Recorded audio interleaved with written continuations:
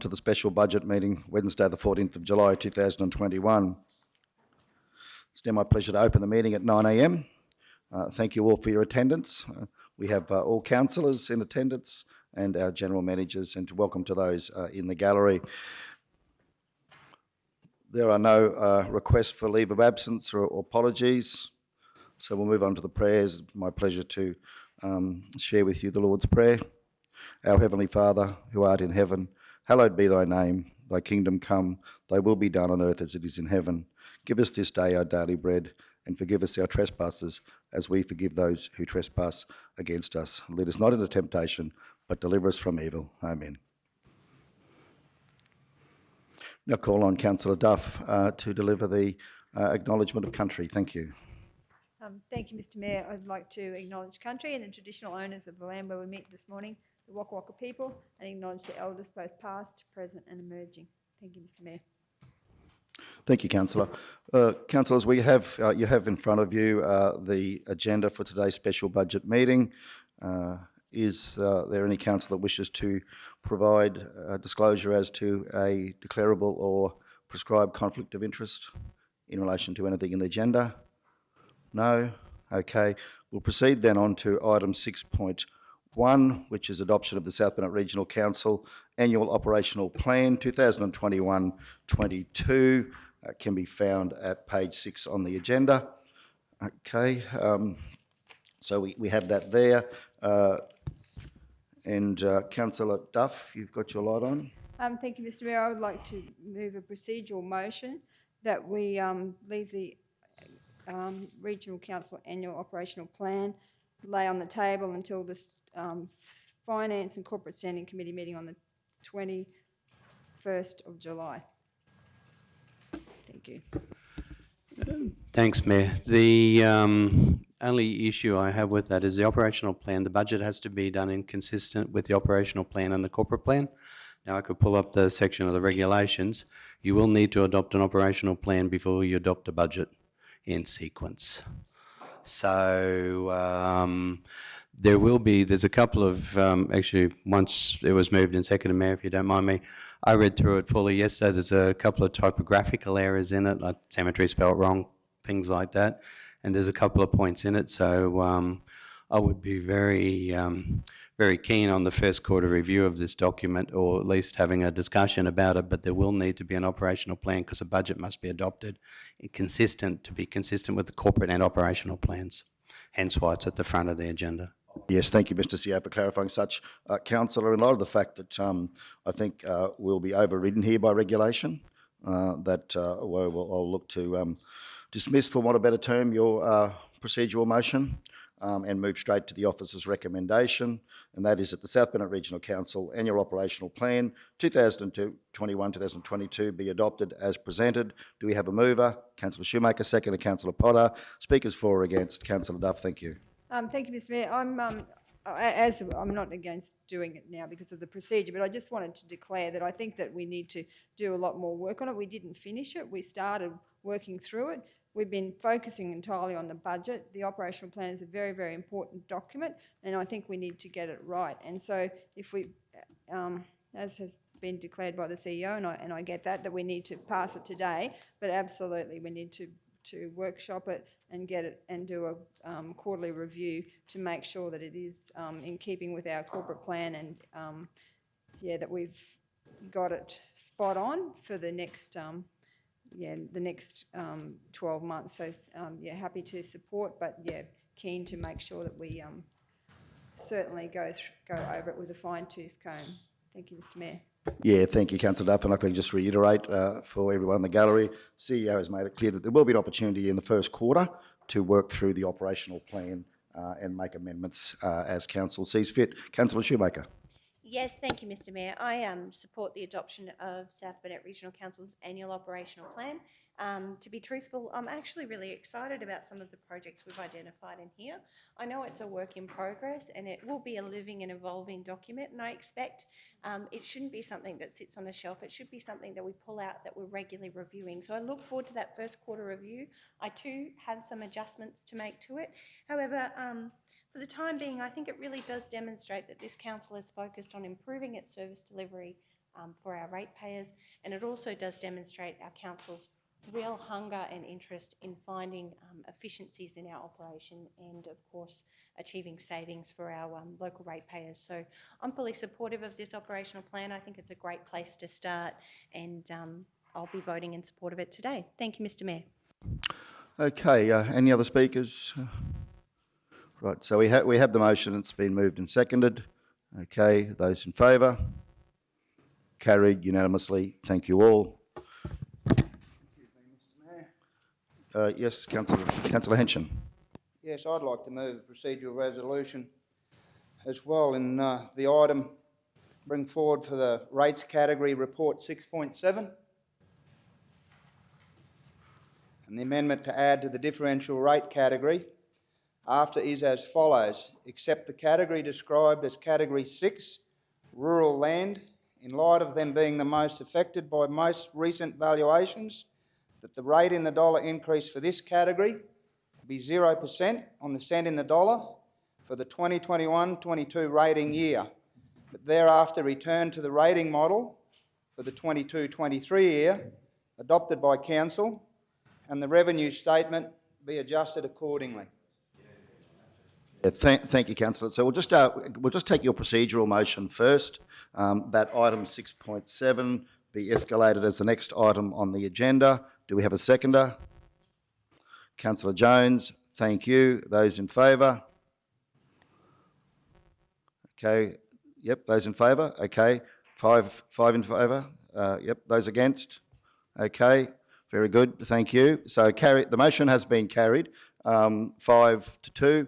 We'll now move on then to item 6.7, which can be found at 171 on the agenda, and the recommendation that you can see there is as presented, which makes reference to the 1% in the dollar increase to the rate in the dollar on the various items listed. Can we go to Councillor Henson now, Mr. CEO? Have you got a copy of your proposed motion, Councillor? Can we just share that with Linnell so that she can put that in the system? You've got that. Thank you, Linnell. Linnell, if we can just let's get that up on screen, and then we'll get you to we'll seek a seconder, and then we'll get you to address that. Thank you. So we'll just give Linnell some time to get that up, Councillor.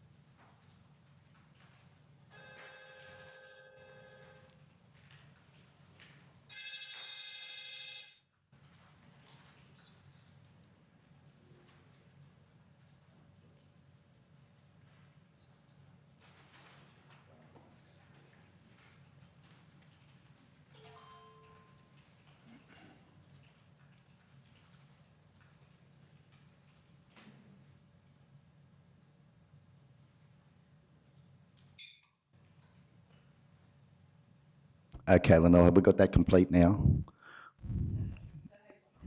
So councillor, yeah, we'll get back to you, councillor Henson, just to check, and if you could read your proposed motion to the chamber. Thank you.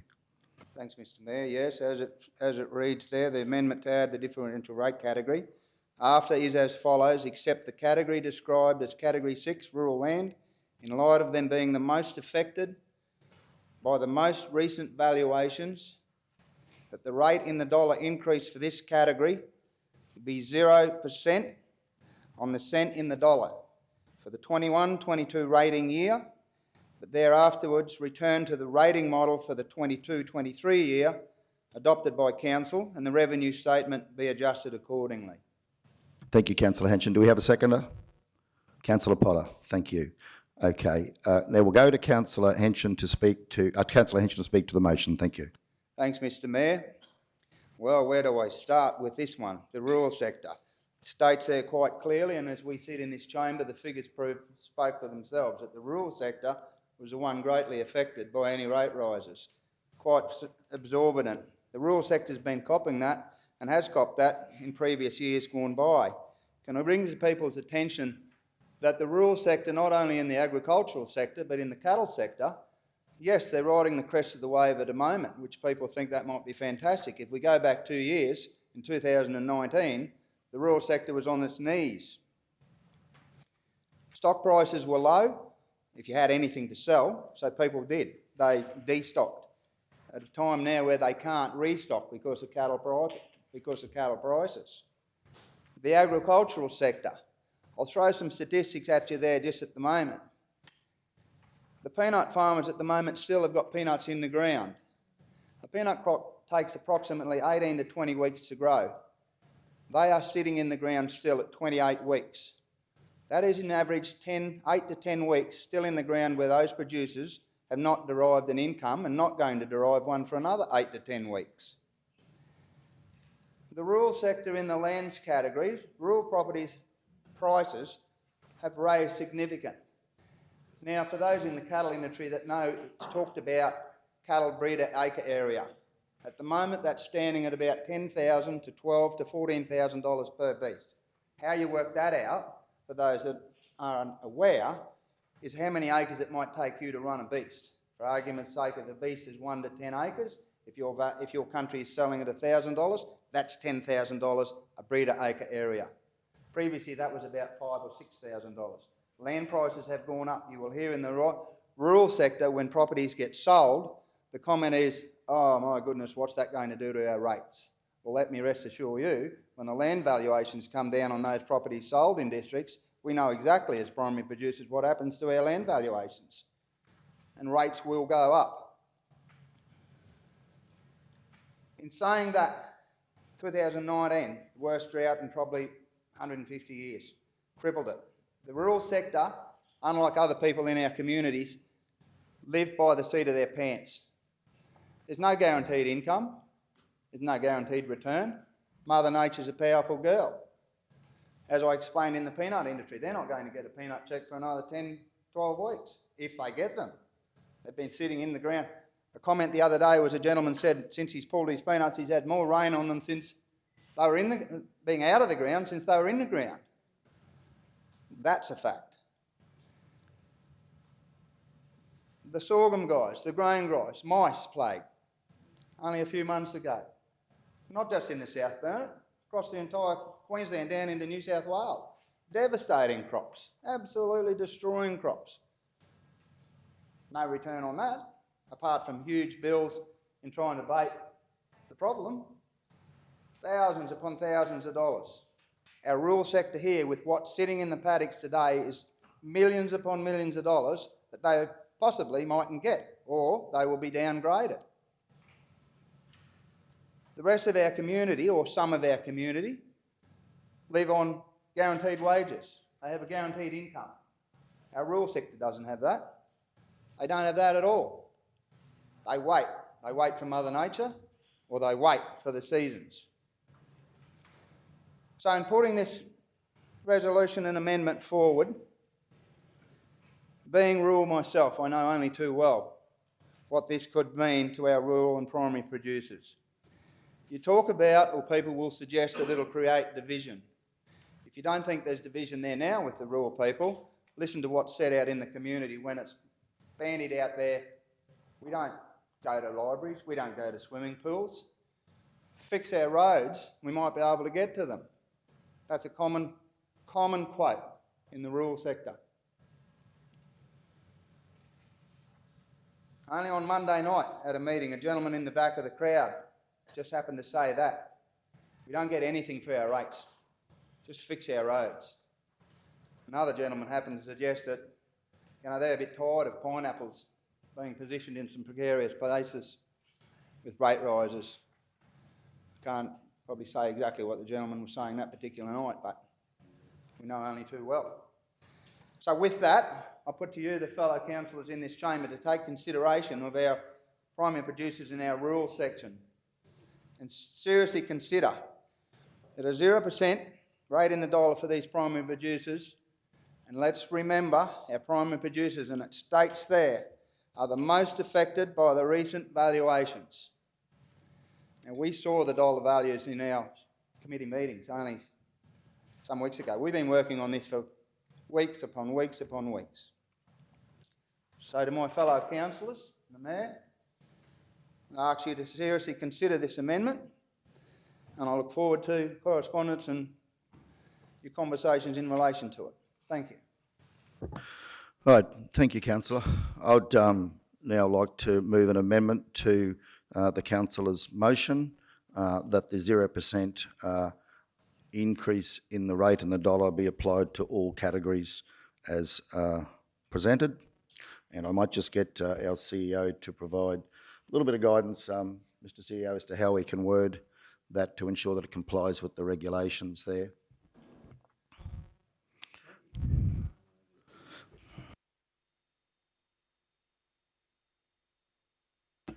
Thanks, Mayor. I think we would need to keep the first section pursuant to Section 94, Local Government Act, Section 80, Local Government Reg, differential general rate be made, levied for each differential rate category for the year ending 30 June, is as follows, which would be, just trying to think of the right wording, sorry, but because effectively we're mimicking the rate in the dollar for the 2021 financial year. So it would be 0% rate rise to be reflective, 0% rate rise, reflecting a 0% rate rise.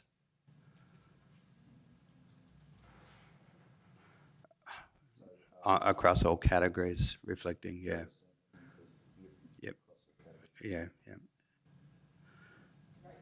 Rate in the 0% rate in the dollar increase to be applied to all categories in the following table as follows. If we pop that 30 June, if we pop that in after 22, Lionel. So we just drop him in up there. Now does that read? Pursuant Section 90, Section 8, Local Government Levy for each differential rate code for at a 0%. At a 0, is that correct grammar? Percent rate in the dollar increase and to be applied to all categories as follows. We'd get rid of the is, yeah. Is that where you're at, Mayor? That's exactly the intent of my motion. Thank you very much, Mr. CEO. Okay, I'll now move the motion as presented that, and I'll read that pursuant to Section 94 of the Local Government Act 2009 and Section 80 of the Local Government Regulation 2012, the differential general rate to be made and levied for each differential general rate category for the year ending 30 June 2022 at a 0% rate in the dollar increase and to be applied to all categories as follows, and of course those categories are as presented. Do we have a seconder for such? Thank you, Councillor Duff. Okay, we have the amendment presented. Speakers for and against? Please put your light on if you wish to speak. Councillor Duff. Yes, Mr. Mayor, I'm absolutely supportive of this. I was supportive of what Councillor Henshin said too. I 100% agree. The rural people are doing it tough. We've had drought since 2017. We've been drought declared. There's all of the arguments that you put forward, I have absolutely support 100%. I'm also keen to support the Mayor's amendment because I think that everybody's doing it tough. I think that our region has we've had consultants come in and tell us that our rates are right up there. Like we can't keep putting the rates up. We have to do something different. The mayor is an accountant. He's he's our finance portfolio holder, and he said he's found savings. We've all found savings through this whole process, but there's more savings to be found not in the actual services to the ratepayers, but actually in the overheads within our organisation. People are crying out for they're saying there's too many white utes. There's too many like this. I think we use too many consultants. There's all sorts of places that we can find efficiencies. Only a couple of days ago, GM O'May and I found $60,000 in the budget that was duplicated in one line item. So there's a lot of work that we can still do. So I think that we need to draw a line in the sand. We need to say enough's enough. The mayor was elected on a mandate to find efficiencies. He was elected on a mandate to try and cut rates and find efficiencies. He's been doing that. We need to put some faith in our mayor and work as a team, and 100% support a zero rate rise. We're already getting 2.18 just with the valuations, and that is, as Councillor Henson said, a lot to do with the rural valuations, but it does affect everybody. When the rural people are doing it tough, everybody's doing it tough, particularly small business, because they rely on our rural people. So I'm 100% supportive of a zero rate rise across the board. Thank you, Mr. Mayor. Okay, other councillors? Councillor Shoemaker. Thank you, Mr. Mayor. Council's consolidated deficit shown here today in this draft budget document presented for adoption sits at $3,101,849. Sorry, $3,101,849. We've also restricted the surpluses raised by council's business units, being water, wastewater, waste and fleet, for future capital expenditure, meaning the general operational deficit that this council currently faces is $5,721,230. I therefore believe that with everything I've learned in this process, a modest increase in rates is responsible. There have been robust discussions and many hours of debate that have informed the document before us.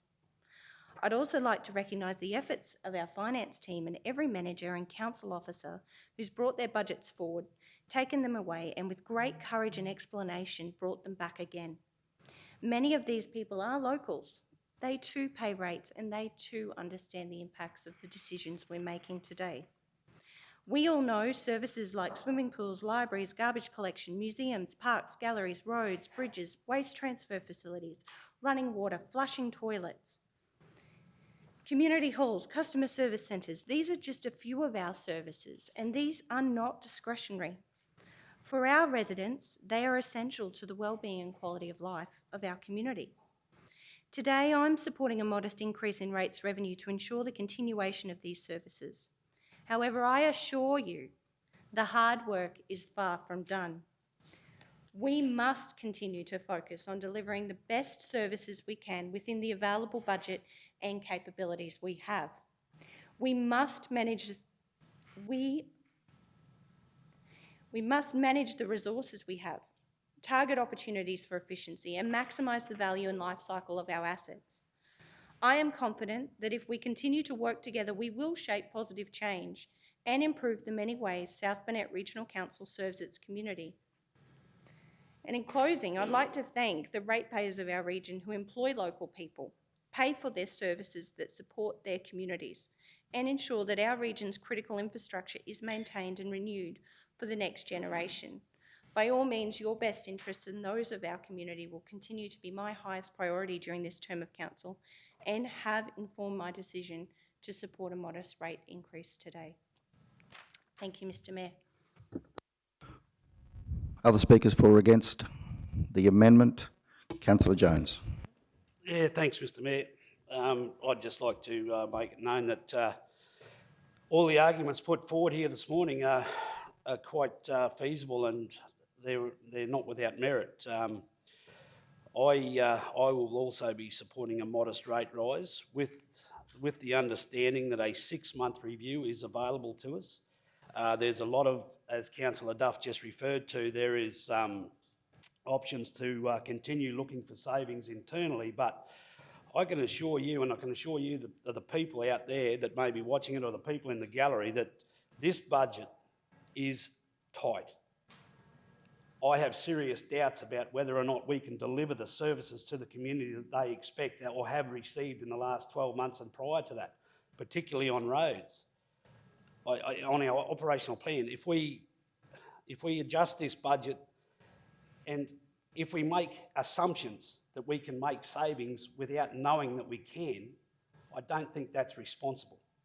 We need to know for sure and certain before we start saying that we can do this. White Fleet, you use that as an example. Well, that White Fleet, and I know the Mayor has been talking about it consistently, wants to cut it in half. I stand here today to say that I am not saying that we cannot cut the White Fleet, but I certainly want to listen to our staff and let them tell us and give us a good business case on whether they need the amount of utes that they've got. If they can utilise and work safely and deliver the services to the community with less utes, I fully support that. I'm not standing here saying, no, we don't need to get rid of White Fleet. I'm saying let's make sure that the White Fleet that we get rid of is unwanted before we make suggestions. We've talked about the Mayor's put the budget figures together on an assumption that even if the fuel prices go to $1.50, that's the prices that I believe, and I'll stand corrected, Mr Mayor, if that's not what you worked out your proposal for your budget on $1.50 fuel prices. Now, they've already hit $1.70. I paid $1.45 for unleaded fuel yesterday at the Bowser, and there's no indication that they're going to drop. It's only going to go up. But we're in a position, are we going to stop buying fuel and stop running graders? We're going to stop running rollers? We're going to stop running trucks because we put it in the budget and we worked on those figures? No, we've got to find money to continue our business services. So that's why I'm supporting a moderate rate rise, knowing that we can adjust the rates, and if we continue to work to find savings internally. And I appreciate, Councillor Duff, that you indicate that the Mayor is an accountant. But this is a council of 7. We have 7 accountants in our finance staff. We can all work together, and we need to continue to work for the benefit of our people in the community. They pay our wages, they expect good services back. We need to work for everybody. Now, I'll stand and I'll be ridiculed for supporting a 1% rate rise. And I take on Councillor Henson's point. I don't disagree with him at all, but I just want to, as a councillor, to represent the whole of the region, every spectra, residential, rural residential and rural. I want to make sure, and I'll stand to correct it again, Mr Mayor, have we not spoken, leading up into all the works in this budget, that one of our major topics moving forward will be to try and even out the rate burden on everybody across our region. I have people in Blackbutt comparing family properties in Mergen. The rate in the dollar varies, and the same property, the same valuations, they're paying different rates across our region. It is one of the most unfairest things that we have to deal with as a council, on a council law. Because if we fix someone else's problem up over here, we create a problem over here. We need, and I'll stand corrected by the council, if we have not spoken and made a commitment after this budget is adopted that we look seriously at how we produce and deliver our rates across the region to everybody. So I totally understand where everyone's coming from, but I will be supporting a moderate 1% rate rise. Thank you. Okay, other councillors? Okay, we'll conclude the matter by exercising my right of reply in relation to the amendments, and then we'll go to the vote. So first of all, I'd like to thank Councillor Henson for his motion. I fully support Councillor Henson's intent to reduce the rates burden on our farmers, and I see it every day, the impact that the drought, in the most recent times now the mouse plague, has had on our farmers. as we all do. So thank you, Councillor Henson. I fully support capping the rates for our very important primary producers. And in addition to that, I also look to support Councillor Duff's comments that our community is to a large extent, our small businesses are, not completely, but to a large extent, are affected by the ebbs and flows of the economy in the agricultural sector. Our farmers do underpin our economy. There's no doubt about that here in the South Burnett. And not all small businesses, but, you know, small businesses certainly do feel it when the farmers are feeling it. We have in our region also almost double the national average in the percentage of age pensioners in the South Burnett. And so our age pensioners are also struggling. We haven't seen any rises of any significance in their age pension that they receive from the federal government. And I know in talking to many age pensioners throughout our communities that they are also struggling to make ends meet. We also have a socio-economic situation in our region such that we have a high percentage of low-income earners across. The majority of people in our region who are working families don't receive a large wage. The other point that I'd like to make in relation to the motion, the amendment, is that relative to other regions, and I look at across the region, we are, in our general rates at least, you know, we certainly do track fairly high. Now I acknowledge that it's apples and oranges in many cases. You know, you can't compare our region with Toowoomba, for example, that just has that volume of rateable properties. But we have all seen significant rate rises since amalgamation, and I do believe that we have the savings in the budget to be able to deliver a 0% rate rise effectively and responsibly in this budget. I do believe that with the extra 2.18% that we will receive as in the total take as a result of the valuation increase, that council will receive additional revenue, somewhere in the order of $640,000 from that 2.18%. The extra 1% would generate about $290,000, and I believe that we can find additional savings, at least to the extent of $290,000. And some of those savings aren't just assumptions. For example, Councillor Duff has identified as the portfolio holder with General Manager that there's $60,000 that was double counted in the budget for precepts. We have a toilet cleaning contracts. We have budget there for $363,000. The manager's report now indicates $340,000 would cover that. There's $23,000 there. I would like to put forward a case later in the morning in relation to, and I know our General Manager of Infrastructure has moved to employ an officer to replace a position that's currently being funded by a consultant or a contractor. If that's done for at least 3/4 of the year, were that to be able to be implemented by October, that would save $60,000 from our OPEX.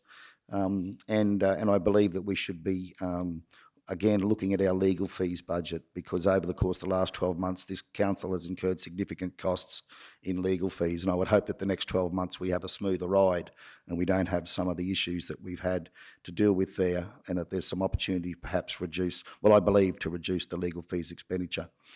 So all in all, I believe that there are enough savings there to cover the $294,000 that can be implemented quite soon. Councillor Jones, I'm certainly not pursuing to cut the number of utes in half. What I've been indicating is that we should work to reduce the white fleet of council, and I would completely support what you say, that needs to be done carefully. I know I put forward a motion that we reduce our current white fleet by 20 utes in the initial stages, but I believe anything after that, anything now moving forward, needs to be done collaboratively in working with our CEO and with our General Manager of Fleet to make sure that those decisions are made with proper consideration and just aren't made rashly. If there are utes that aren't required, then absolutely we should look to dispose of them. But if they are needed for the delivery of services, then absolutely we should retain them. And I think there's more work to do in areas such as biosecurity, as we've acknowledged. Can that be delivered more efficiently and effectively without compromising the service to the farmers in our weed spraying programs. So all in all, I do believe that there are people right across our region who are in need of some relief from their council, and that I do believe that there are definitely more savings that we can find to offset the loss of the $290,000 in revenue in this case. And as such, I'm certainly strongly recommending to council, I'd seek your support in carrying this amended motion. Okay, so having said that now, we'll go to the vote in relation to the amendment. Those in favour? We're voting on the amendment. Voting on the amendment. No? We're voting on the Mayor's amendment that there will be 0% applied to all rateable properties. So that's the amendment on the Mr. table. Mayor, may I suggest if Linnell cancels that, just for the second, and just read him out again so everyone's sure what they're voting on. Yeah, thanks, So it's Mr. an amendment, so if the amendment's carried, it becomes a substantive resolution. If the amendment lost, then debate rolls back to the original moved resolution. Yes. Okay, so is everyone comfortable with that? So if this is carried, this becomes the resolution of council and we move on. If it's not, we go back to Councillor Henson's original motion. So the amendment that I'm proposing here is that pursuant to Section 94 of the Local Government Act 2009 and Section 80 of the Local Government Regulation 2012, the differential general rate to be made and levied for each differential general rate category for the year ending 30 June 2022 at a 0% rate in the dollar increase and to be applied to all categories as follows, and they are presented there. Okay, so that's the amendment that we're voting on. We'll go to the vote now. Those in favour? Those against? Motion defeated, 4 votes to 3.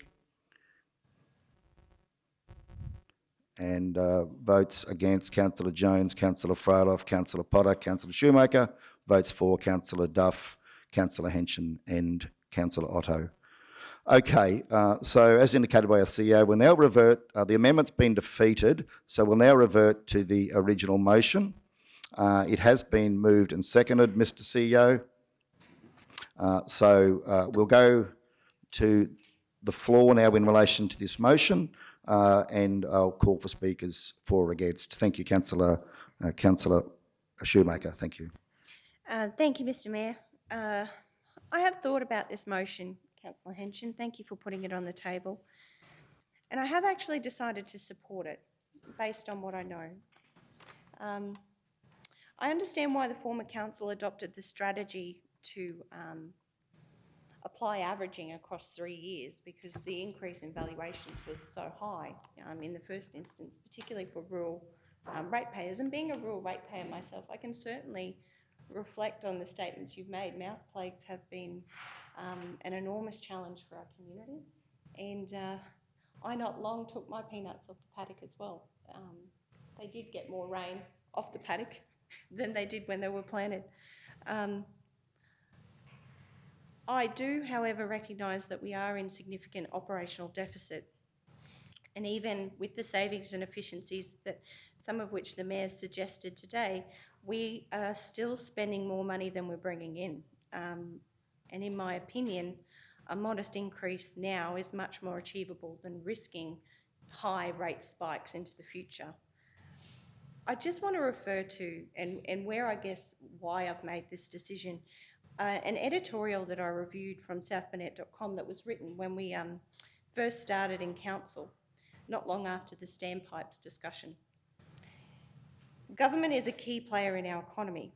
Councils are obliged to practice good money management, but they are not obliged to make a profit from what they do. And in some areas, they are legally only allowed to recover their out-of-pocket outlays. It simply means they should operate in a way that closely balances their outgoings against their income.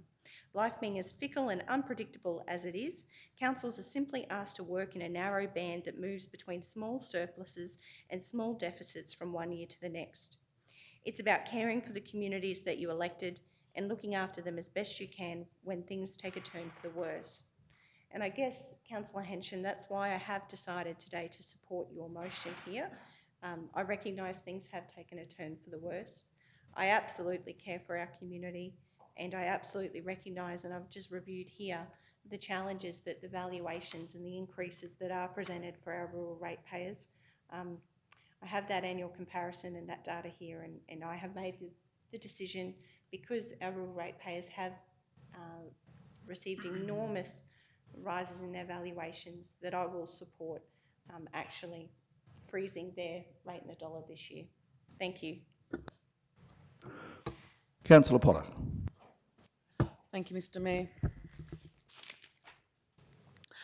Our work will never finish when we discuss the budget, and we will always have amendments during each quarterly review.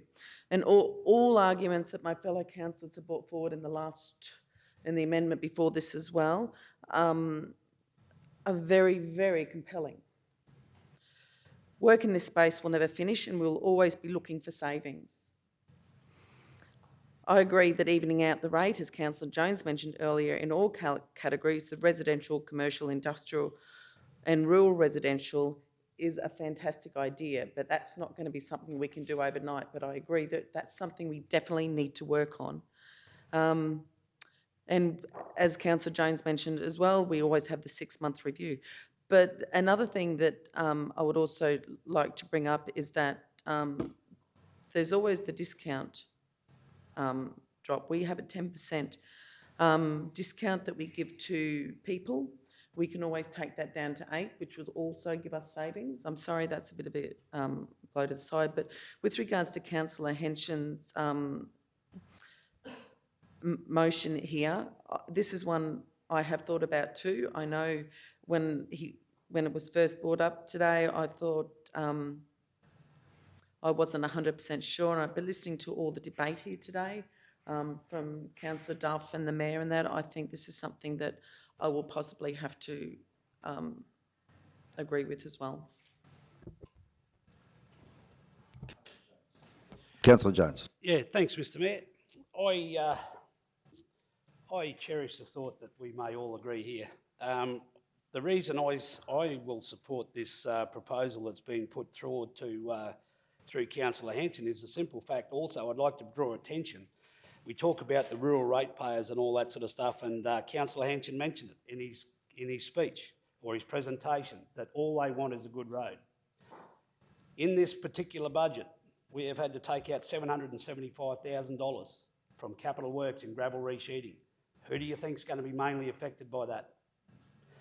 They've also been affected mainly by the increase in valuations. I'm split on that because we did give them a 3-year grace period. I wouldn't call it grace because they had to come up with extra money, but we give them a 3-year period to adjust to their finances and all that, as did anyone else that was affected through rural residential and residential and all that. But I will be, in 6.3, I'll be moving an amendment in that particular issue as well to try and compensate for the $775,000 that's been taken away from the gravel resheeting program. Now, so that's why I will be supporting and giving support to this motion, in the fact that we give the rural ratepayer a little bit of a break, but also to try and compensate and try and get those roads fixed up, because as we all know, roads are getting smashed again through the wet weather. In 2016, Councillor Duff, correct me if I'm wrong, one of the things that we were nearly hung and quartered for was the conditions of our roads. We really started to make improvements on them. Whether people want to give us credit for it or not, the road network across our South Burnett region, thanks to the staff, the men and women that work out there, do a wonderful job. We're getting on top of it slowly. We're not perfect, but these people in the rural sector, that's what their main aim is. They want their roads. As far as they're concerned, all they get for their rates is roads to drive on. And if they've got good roads, Councillor Henshin and I have had this conversation a number of times, they say if they've got a good road, then they can drive in and use the facilities in the towns, the libraries, the swimming pools, the halls and all that sort of stuff. So I will be supporting Councillor Henshin's motion here. Okay, other speakers for or against? Councillor Duff. Thank you, Mr Mayor. Yeah, I just wanted to say that I'm also supporting Councillor Henshin's motion.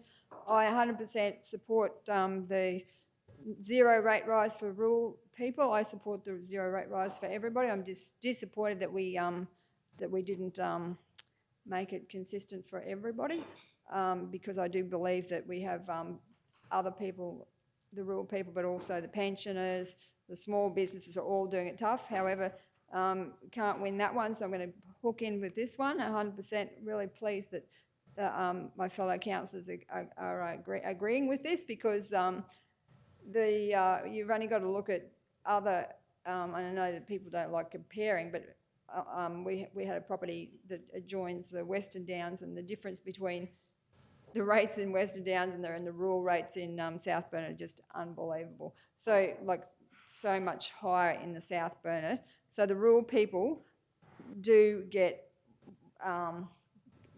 like with the valuations and the rates in the dollar that we've got, are just really paying a lot of money. And as Councillor Jones said, the roads is probably what they feel that is what they get. And sometimes even with the roads, like I drove across that Gordonbrook Road this morning, and I just think it's just disgusting, the road. It's really, really bad. I know we've got, work in progress and things like that, but yeah, it is a state road, but it's still a road that rural people drive on, and that rural people expect that we're going to look after their roads. And I agree, we need to make sure that we get those dollars for the roads, but I also think that we need to give them some rate relief, considering that they have been through the droughts, as I've said, and also we also have one of the highest rural suicide rates of anywhere in Queensland, if not Australia. So there's a lot of things that we need to look at, not just our roads. It's about our mental health of our rural people. It's about supporting our farmers. Agriculture is our core business, so we 100% need to support our farmers. So really keen to see a zero rate rise for the farmers. Thank you, Mr. Mayor. Okay, other speakers, Councillor Fraloff. Thank you, Mr. Mayor. I've listened to everyone talk about the motion that Councillor Henson has put forward. When it first came up, I totally agreed 1% across the board, but listening to everyone else today, and I totally agree with the farmers. They've been doing it tough and that, but also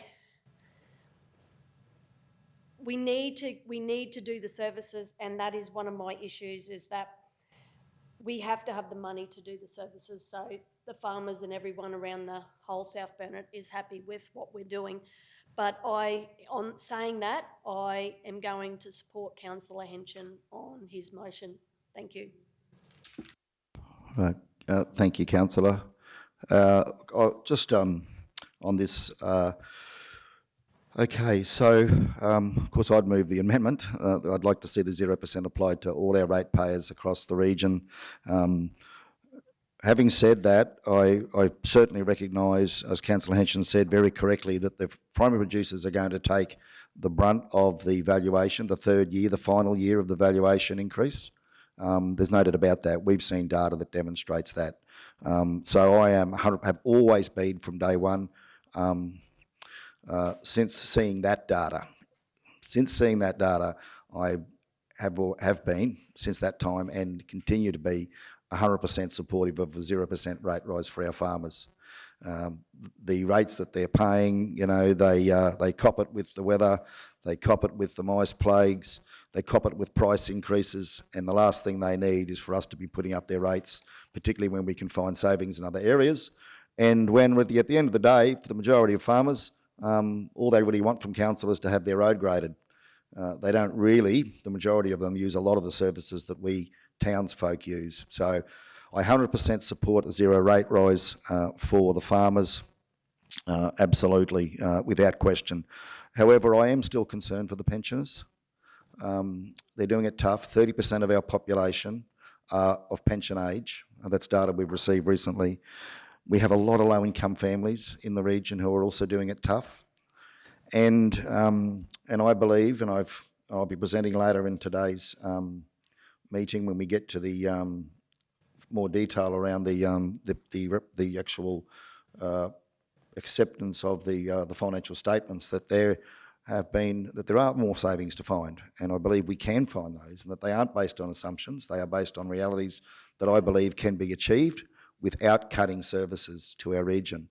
I'll be keen to hear Councillor Jones points in relation to trying to claw back the 775 for gravel resheeting, and I'll be keen to support anything that can get more money into gravel resheeting. We haven't cut the budget this year in terms of road maintenance. We have maintained that. But having said that, costs are going up. So we are going to have to deliver the same more efficiently to get that outcome. I acknowledge that. And I know General Meehan and his staff will be working hard to do so. But I am concerned for the pensions. I have talked to a lot of pensioners in Kingaroy, particularly where I live, and I know that they are doing it really tough. They find it really hard with the increases in insurances, with the increases in the cost of maintaining their premises. I particularly feel for the widowers, who are people who are living in homes, widowed. They've now got to pay to get their yard maintained or their house maintained. They've got to pay car insurance, registration, house insurance. All these things are going up for the pensioners. I do really feel for them as much as I do for the farmers, to be honest. And if we look at the fact that, okay, well, the farmers will get the valuation increase. They'll also get the waste management levy if it's increased. The proposal is to increase it by $2 per annum. But the pensioners will be receiving an increase of $25 a year on their water access levy, if passed today, in addition to this 1%, on top of the 2.18% take that we'll get. They will be paying an extra $25 a year in water access, based on average water consumption, an extra $12 a year for their water consumption.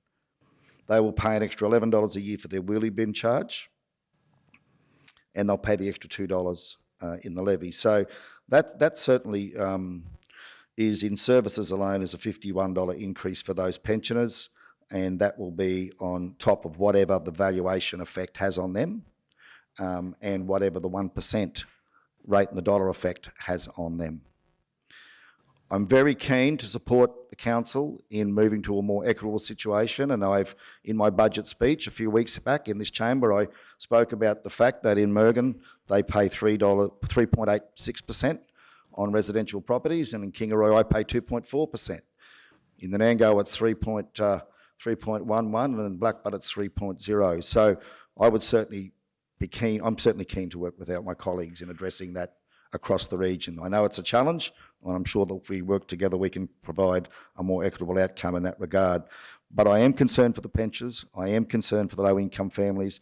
I do firmly believe there are savings that we can make to cover the $290,000, and for that reason, unfortunately, I won't be voting for this motion. As much as I want to get the 0% for the farmers, I'd also like to deliver that for the pensioners and the low-income earners across our region. I'll leave it at that. Okay, we'll go now to Councillor Henson for right of reply before we go to the vote. Thank you, Councillor Henson. Thank you, Mr Mayor. Yes, by no means is this supposed to create division in our community. This is a start. This is just a start where this council has talked long and hard enough about how we're trying to get reasonable rates across our entire community and be fair. And how we do that is a serious task that we take at hand and don't take lightly. We've talked about this for a long time. Previous council talked about it. This is the start. I believe this is the start where we can start to implement. And I believe there's not a councillor in this chamber that's not fixed on trying to find savings over the next few years. To put a red line through everything anyone can do, right here and right now. I stood here 12 months ago and said it concerned me where this council would be in 4 years' time. That still is a concern to me, because having suffered it once before, the fact of the matter is that if the rural sector and the other ratepayers were to get massive increases due to 0% rate rises over a period of time, that's going to hurt. That is seriously going to hurt. We need to mitigate that. We need to work hard to try and find savings across the board over the next 2 and 3 years, or for this term of council. Someone asked me the other day about, in 4 years' time. Well, we're in the present at the moment, so let's work in the present and work towards the next 2 and 3 years. And I am greatly appreciative of the support from the councillors in this chambers today. I can understand your concern when I first mentioned that, the look on your faces when I wanted to make that resolution. I could certainly understand, but I'm passionate about the rural sector and I'll stand by it, and that is a starting point. I have a mother that's 90 years old, a pensioner, and I understand exactly what the Mayor is saying in relation to pensioners. But like I said, this is a start to this council to work forward in where we can go with rating properties in the future. And I thank this chamber for the support on this resolution. So thank you. Thank you, councillor Henson. Okay, let's go to the vote on the motion. Those in favour? Those against? Carried, with councillor Otto being the only one to vote against. Okay, right, we'll now move on. We'll go back to item 6.2 on the agenda. Mr. CEO? Yep, the Mayor's budget address. And it's now my privilege to deliver such. Okay, so to the people of the South Burnett, it's with a great sense of responsibility, that I address the South Burnett Regional Council's 2021-22 budget. As stated previously, this is your money, this is your budget, this is your council's continuation of the process of building our economy and providing you with a better lifestyle. Through our community consultation forums over the past year, you have shared reasonable expectations of better value for money for ratepayers, improved service standards, a commitment from council to create an environment that encourages investment in our region, promotes economic prosperity and supports all communities across our rural towns and villages, irrespective of size. The proposed budget to be addressed by council today is a $103 million plan towards building a stronger South Burnett. An operating budget of $72 million will support the delivery of key community services and facilities maintenance programs, while a $31.2 million capital expenditure program will invest in the renewal and development of key community infrastructure, including $19.5 million on roads, drains and bridges, $4.2 million on buildings, parks and gardens, $1.7 million on water infrastructure, $1.5 million on sewerage and wastewater infrastructure, $3.6 million on plant, $350,000 on waste assets and $362,000 on information technology systems. Much of this investment in our region would not be possible without the support of the Queensland and Australian governments. I wish to acknowledge the Queensland Government for their ongoing support with the very successful Works for Queensland program, and the Australian Government for their contribution to developing our region through the Building Better Regions Fund, the Local Roads and Community Infrastructure Program and the Financial Assistance Grants Program. Projects such as the Kingaroy Transformation Project, the Blackbutt CBD redevelopment and the upgrade of the Wondai Industrial Estate road network would not be possible without this government support. Councillors and staff have worked hard to deliver a budget that provides a responsible approach to managing your assets. This year, Council embarked on a process of opening up the budget discussions to the community through budget committee meetings. On behalf of Council, I would like to pass on our sincere thanks to our CEO and his executive services team for their assistance in making this possible. The budget will continue to be a work in progress, and I acknowledge that we have much more work to do. Council will be embarking on a series of budget reviews and revisions during the course of the year. Such will include, but not be limited to, reviews of rating methodologies, asset management plans, Coolangatta Sale Yards business plan, biosecurity services and fleet management. In addition to this, Council will continue to actively pursue government investment in our region's water infrastructure needs, as we cannot rely solely upon ratepayers to fund our aged and deteriorating water and wastewater network. By working together, we can position our region to achieve its potential, a potential for enhanced livability and economic prosperity that is underpinned by our enviable country lifestyle, welcoming communities, and an abundance of rich and diverse natural resources. In conclusion, I wish to acknowledge and thank my fellow councillors, our CEO, council staff, and in particular, our General Manager Finance and Corporate Services and her staff for their concerted efforts in bringing the 21-22 budget to this point. Thank you. I'll now move that the Mayor's budget address be received. Do we have a seconder? Thank you, Councillor Jones. Speakers for or against? I guess not. Okay. All those in favour? Thank you. Carried unanimously. Right. Okay, we'll now move on to item 6.3, which is adoption of the 21-22 budget at 51, and I'd like to move a motion if I could here, Mr. CEO. Is that possible? Yep, I can do that. So I'd like to move a motion in relation to 6.3, and I'll just get to that now.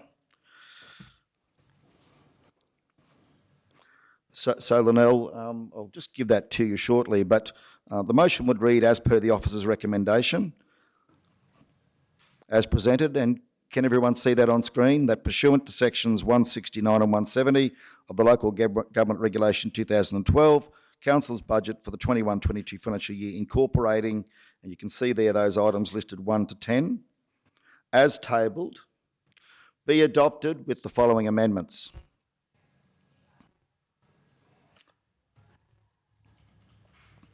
And I'll go slowly here for you, Linnell, if you like. So we'll bullet point these, Linnell. Removal of the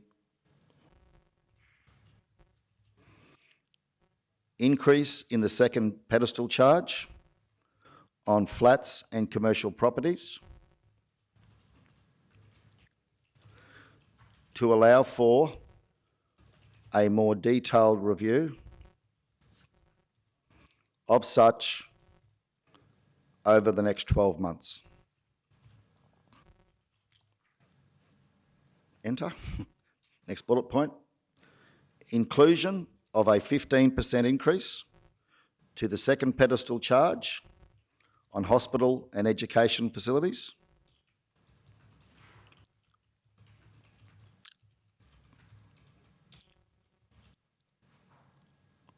Enter. Reduction in the Rural Services General Operations budget of $60,000 to account for the double counting of the precepts allocation. Enter. Reduction in the public conveniences cleaning contracts budget by $23,000 from $363,000 to $340,000 in accordance with the manager's report.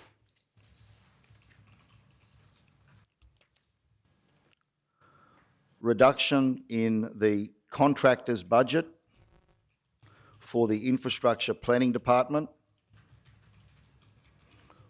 by $60,000. Reduction in the legal fees budget by $50,000.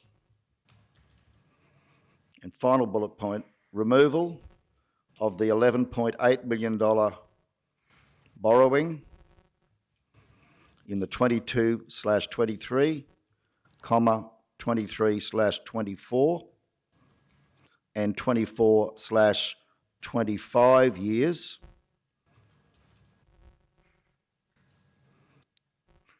to fund the Gordon Brook Spillway upgrade with the forward forecasts demonstrating the revenue required, forward forecasts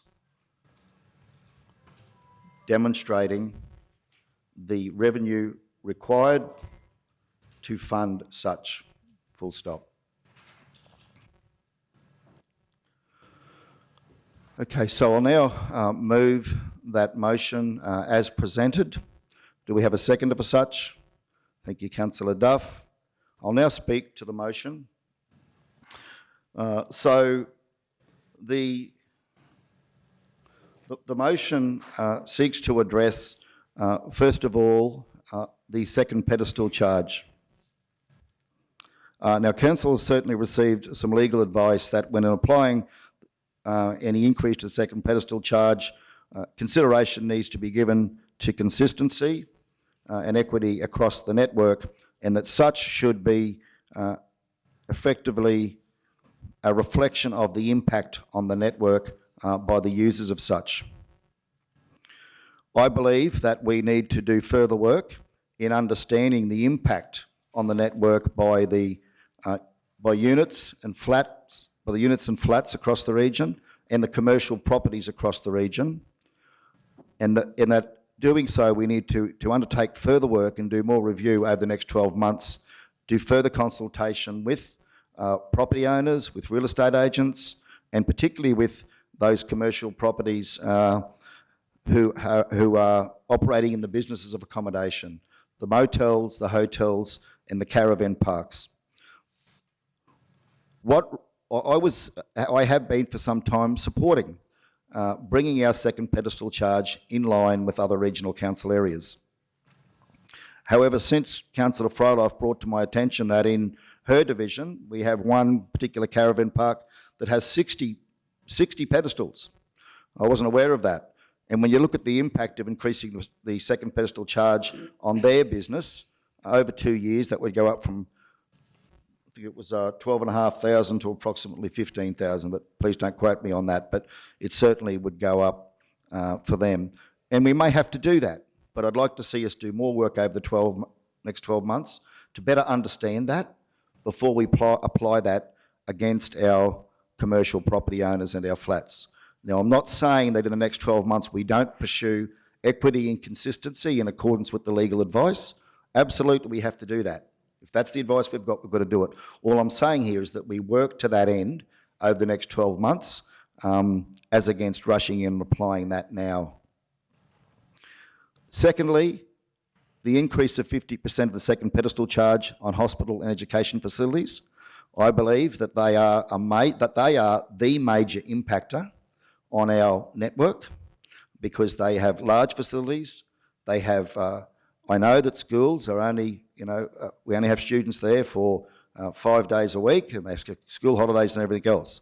But having said that, I also know that they have, and I believe that they have a large impact on our network nonetheless, hospitals and schools. And of course, as we know, state government does not pay any rates on any of the facilities across the region. However, that's simply for information. That has no bearing on what I'm recommending. What I'm recommending here is that 15% increase would be part of a 2-year program, 15% this year, 15% next year, to bring the second pedestal charge up to from 28% to 58%, a 30% increase over 2 years for hospital and educational facilities. And then that would be done immediately alongside a review over the next 12 months in relation to flats and commercial properties. Thirdly, reduction in the Rural Services General Operations budget. So thank you, Councillor Duff and General Manager O'May, for identifying that was double counted in the initial proposal. So that $60,000 has already been accounted for under a line in the budget called Precepts and was also included in General Operations. The public conveniences cleaning contracts, we received a report recently from the manager indicating that delivery of that would cost $340,000. That has been confirmed with the general manager in recent days. So the budget asked for was $363,000. I'm proposing we bring that back so that it lines up with the report from the manager in relation to that. Reduction in the contractor's budget for the infrastructure planning department. Now general manager indicated at a recent meeting that would save, if we were to replace the current contractor with an employee in that role, as happens, I know, in other regions around us, then that would save $80,000 from our OPEX. If that position was to be filled, and I know that there are moves afoot at the moment to look to fill that position, if that was to happen by October, that could save us $60,000, being 3/4 of that $80,000 in OPEX. The legal fees budget is $150,000 proposed. I'm suggesting we bring that back to $100,000, and I understand that we've probably spent close to $200,000 in this last 12 months. For full disclosure, and to be fair, we've spent close to $200,000 on legal fees in the last 12 months, but we all on this council know where the majority of those legal fees were spent. And I'm hoping over the next 12 months, council won't have to deal with those issues moving forward. The majority of which was out of our control, and can I say, the $200,000 was not spent on defending any councillor. It was spent by council in making sure that our council was complying with the legislation and the regulations and doing everything by the book. I do believe that the $11.8 million borrowing to fund the Gordon Brook spillway should not be a commitment that we sign up for in terms of borrowing the money to do that. This is being imposed by the Queensland Government. We won't get one extra drop of water out of it, and I would like to indicate that we take those borrowings out. We show in our cash flow forecast moving forward what imposition that will put on our ratepayers if we have to fund that from our cash.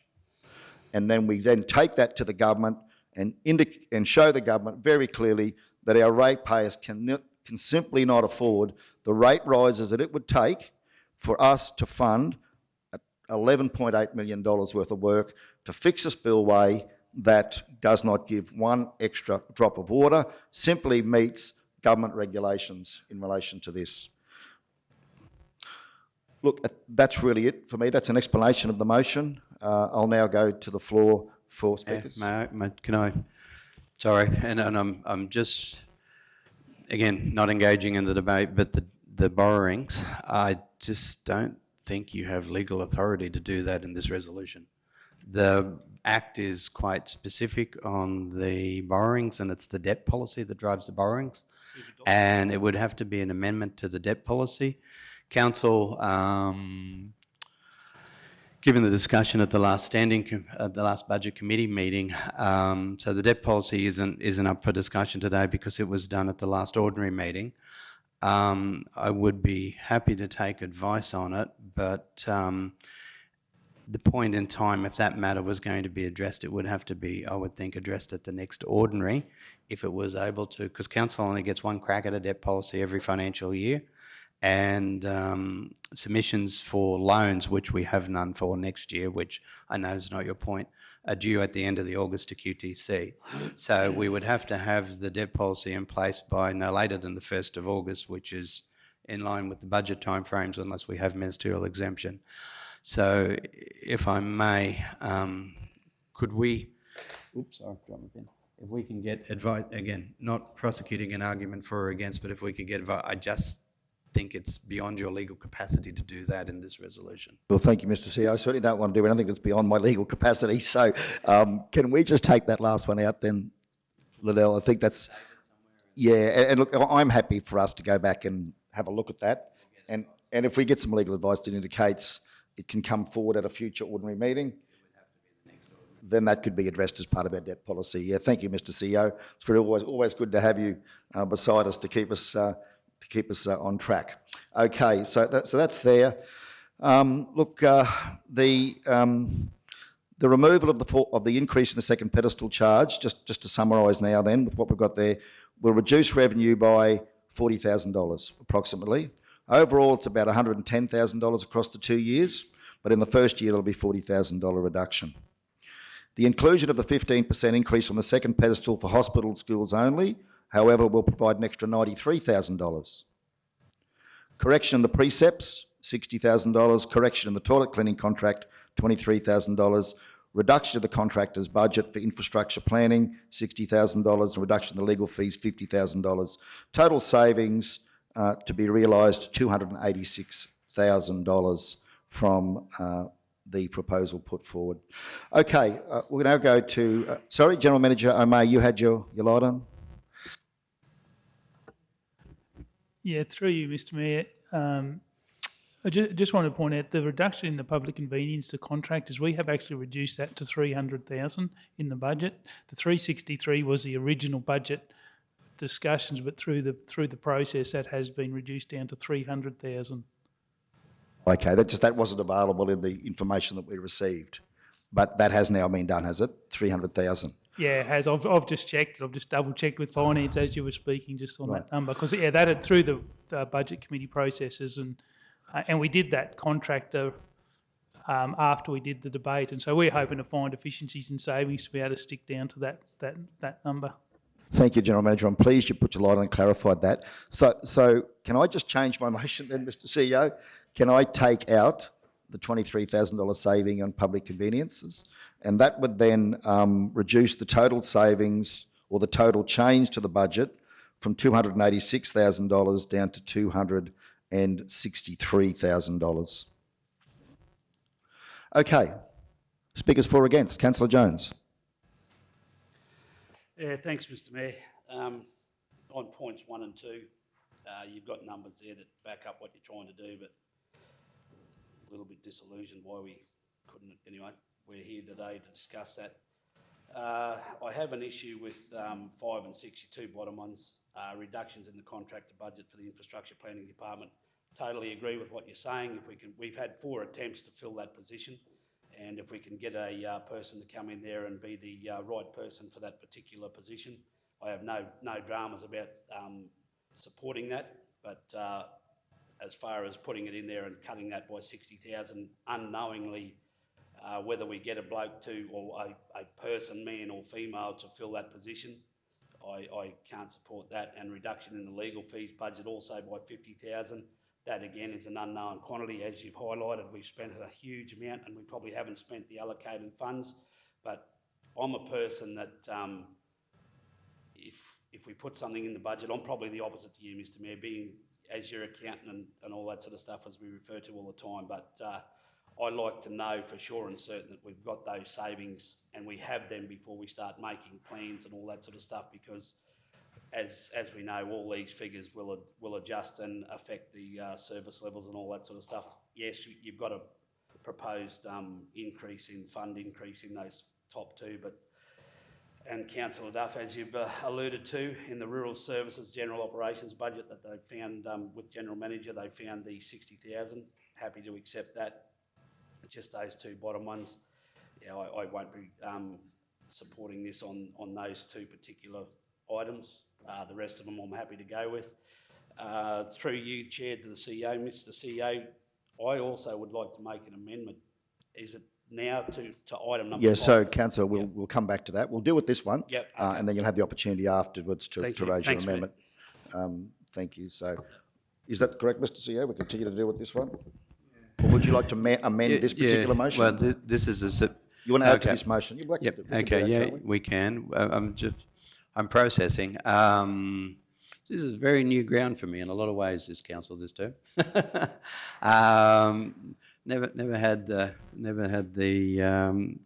revenue, the statement of the actual budget statements. Traditionally in a budget statement, you would, yes, this is a substantive resolution and it can be amended depending on what the amendment is. The other one that probably needed to go in there, which I was going to help in, but your movement came. It also just needs a line in there acknowledging that the rate category, rate in the dollars, from before I just squiggled down, Linnell, that as amended by the differential rate in the dollar changes. So it would go as tabled, comma,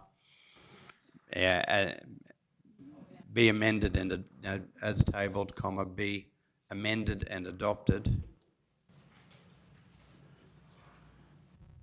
in accordance with the differential rate changes.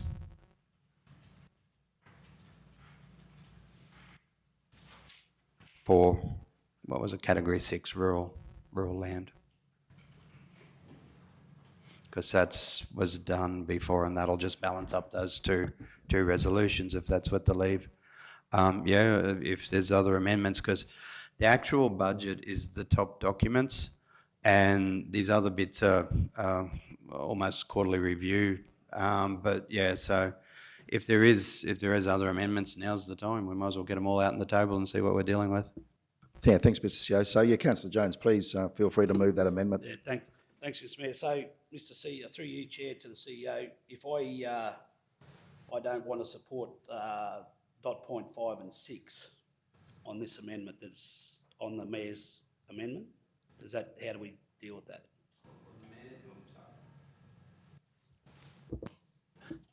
Sorry, the Mayor's is a substantive resolution, so it's the resolution. So anything that happens to it will be an amendment. We can only deal with one amendment at a time. So there was an officer's recommendation, but council has moved a resolution or a motion with addition to the officer's recommendation. So whilst the officer's recommendation is amended, it isn't an amendment, it's just a substantive resolution. So you would be just moving an amendment, would be needing to seek a seconder. The amendment would be, so if you're looking to change bits of that, you can do that. And then The only thing is the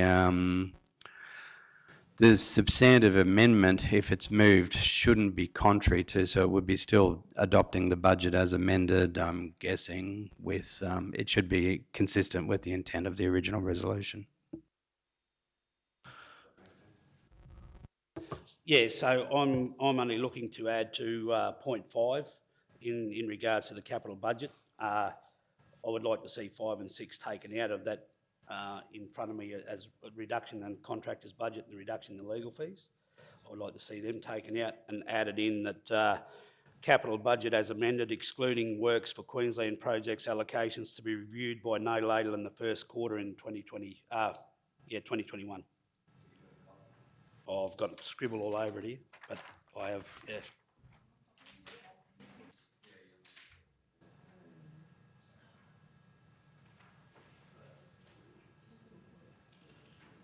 Sorry about all the scribble.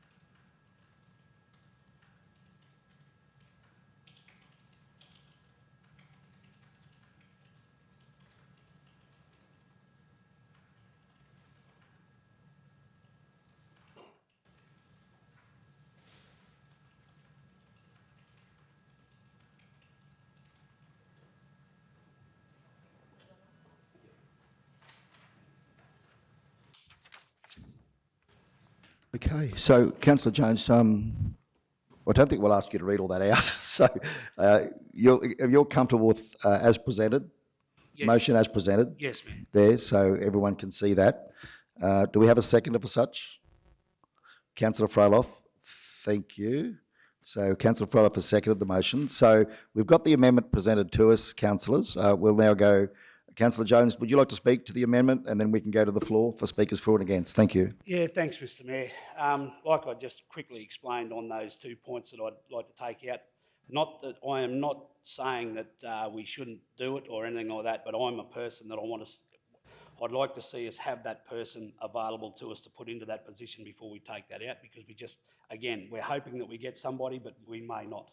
So take that out. As I indicated earlier in one of my earlier presentations, this budget is as tight as, and I have serious concerns about us being able to deliver on our operational standards that we've had in the past and all that sort of stuff, and this chopping and changing on these budgets and all that sort of stuff. If we can get savings along the way, it's only going to be a bonus. This is a moving document.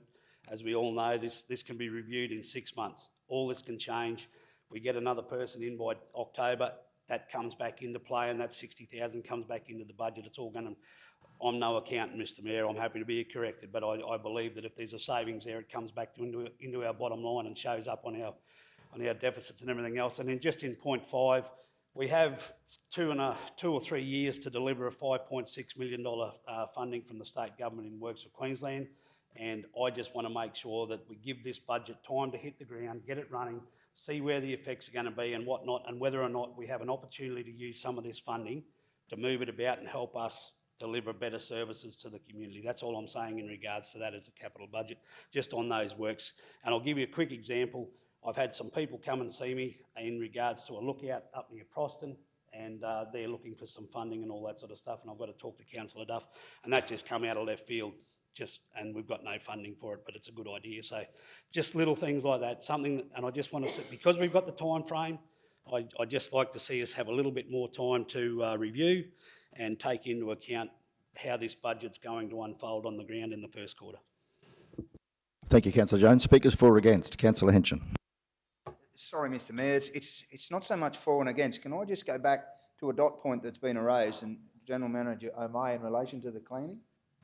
It was $363,000 and reduced by 23 to 340. Can I just clarify GMMA, that it's been brought back to 300,000. So is that not a saving of $40,000? You mentioned $23,000. Correct me, is that? Oh, no, that $40,000 saving was already in the budget summary that we've got. So it's been not, done? That's all I just it was wanted to previously in clarify. there, yeah. Thank you. Okay, speakers for or against? No? Councillor Duff? Oh, yeah, I'm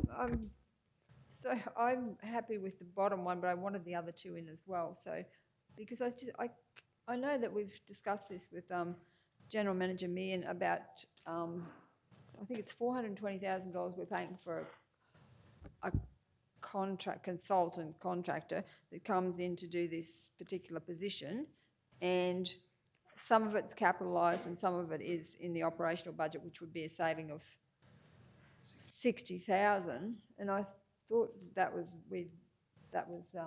pretty much what the way we were going to move forward with this, so I can't see why that would be crossed out.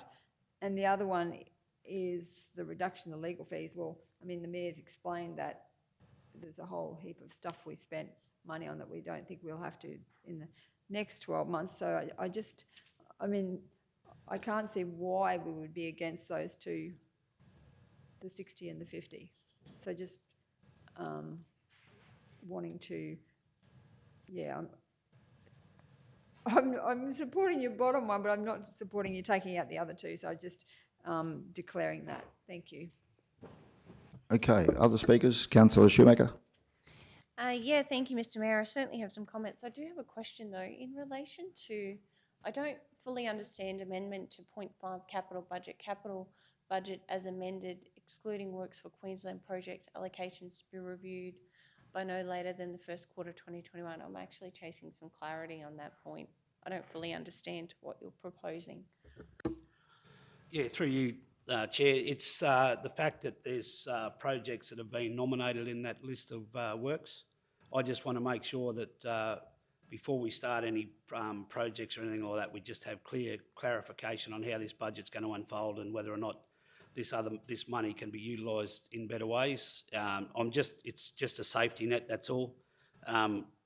Knowing that we've got a 3-year time frame or 2.5 years now to produce the $5.6 million spend, I just want to be very, and taking on Councillor Duff, I want to make sure that we are getting the right projects up and running, that's all. So yeah, it's just the projects listed in the budget.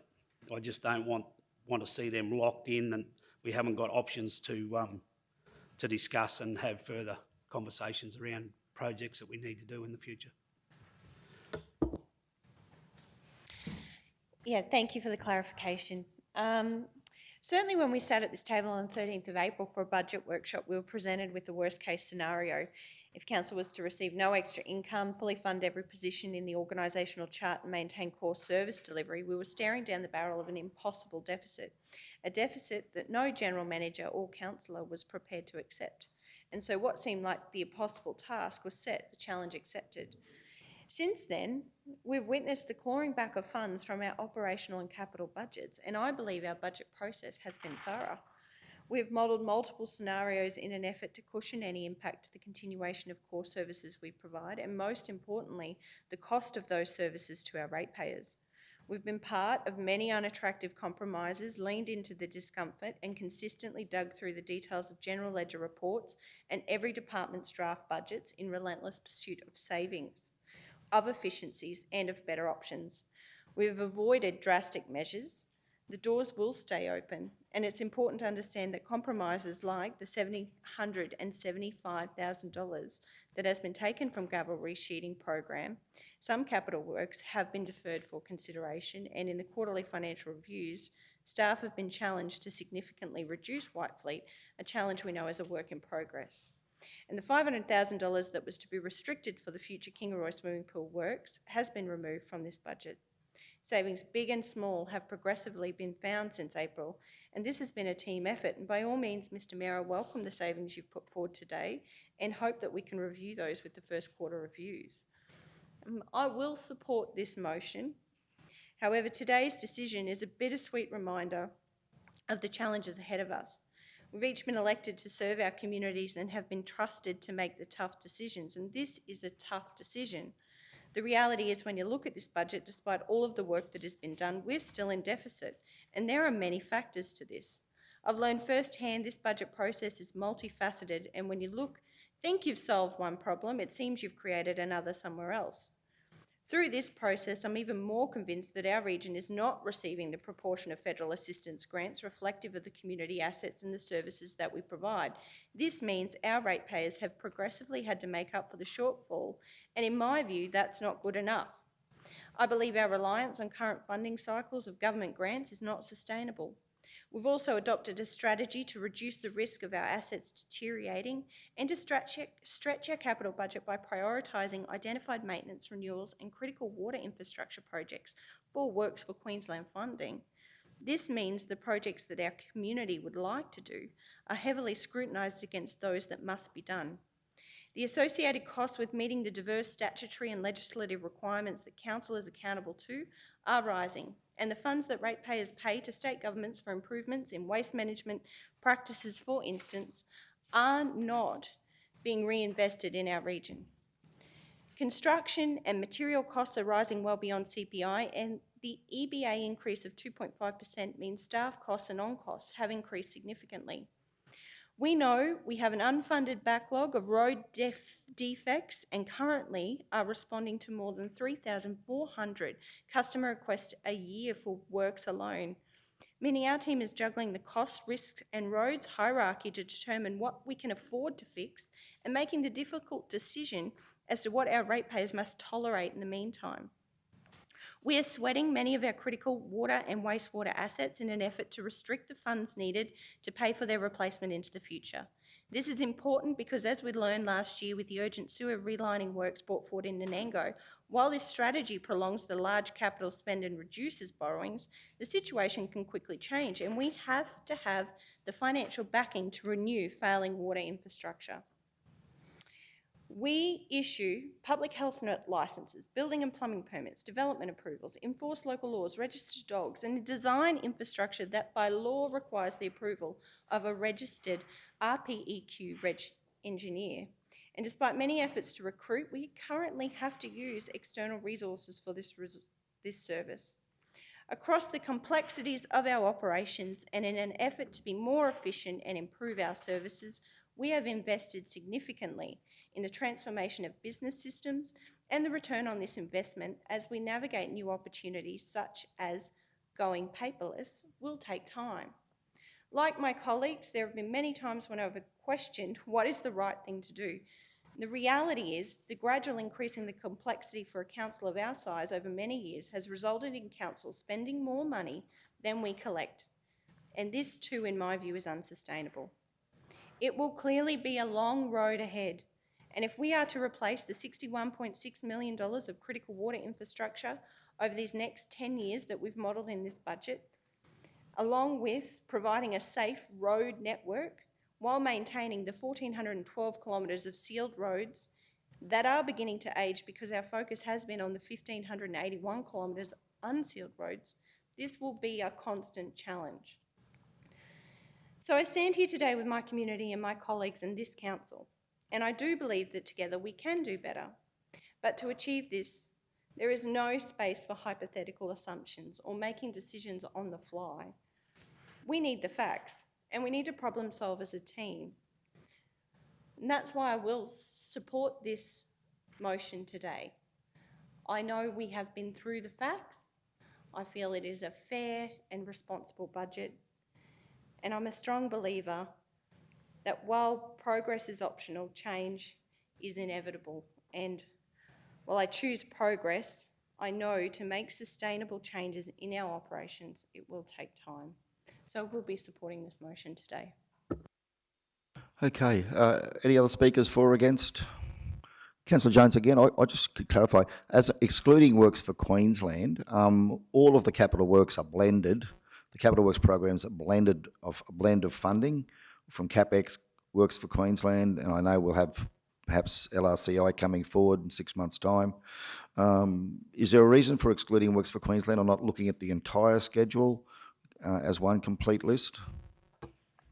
Mr Mayor, basically what I'm trying to say, well, what my point of view is, knowing that we've got a 3-year again, 2.5 year time frame to spend this money. I just want to make sure that we don't lock in something and allocate money, as an amount of money through Works of Queensland funding that may not need it. I just want flexibility in there and an opportunity for this budget to have a quarterly time frame to get out and get amongst the community, see how we're going, and review this in the first quarter. Like I'm talking October, August, September, October, somewhere around that time frame.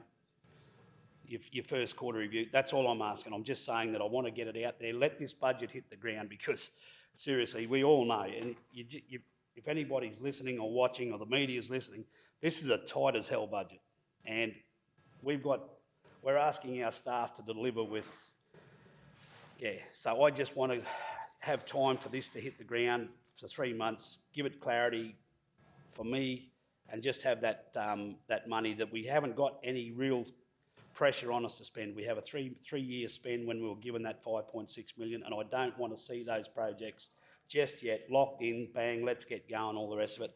By all means, happy to have conversation, but that's the only reason around that sort of stuff in that clarity, so yeah.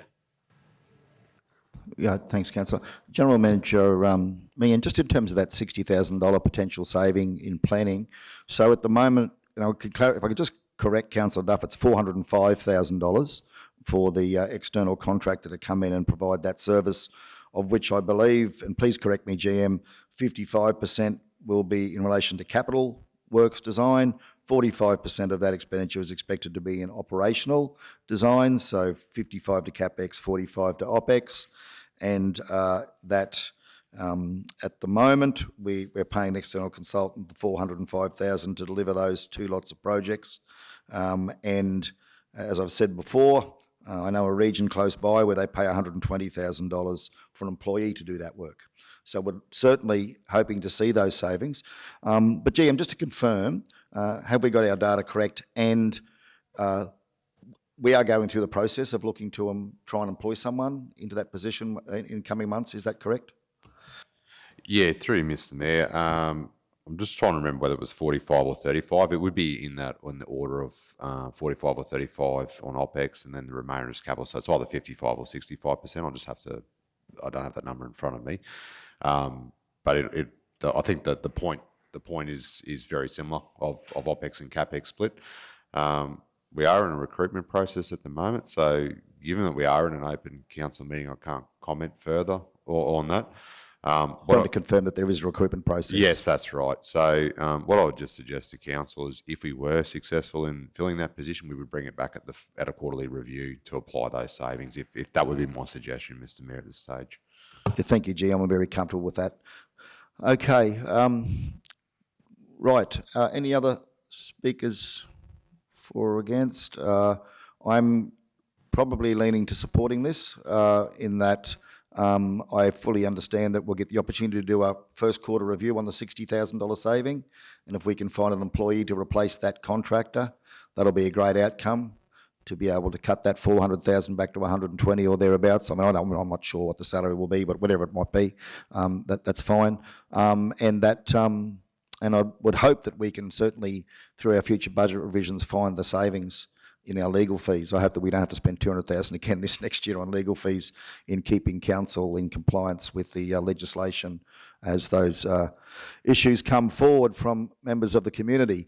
Look, on that basis, I'm comfortable supporting this. I would like to, though, note, Councillor Jones, that we are keeping an open and flexible mind in relation to Works for Queensland. I agree with you. I don't want to see Works for Queensland locked in early. I think we need to do a lot more work in consulting the community around that before we locked it in. We have got 3 years. So on that basis, I'm happy to support the amendment. Does anyone else want to speak before we give Councillor Jones the right of reply? Mr. Mayor, just given we did it on the run before, it's very, very minor. If we can go down after rural land and with the following further amendments.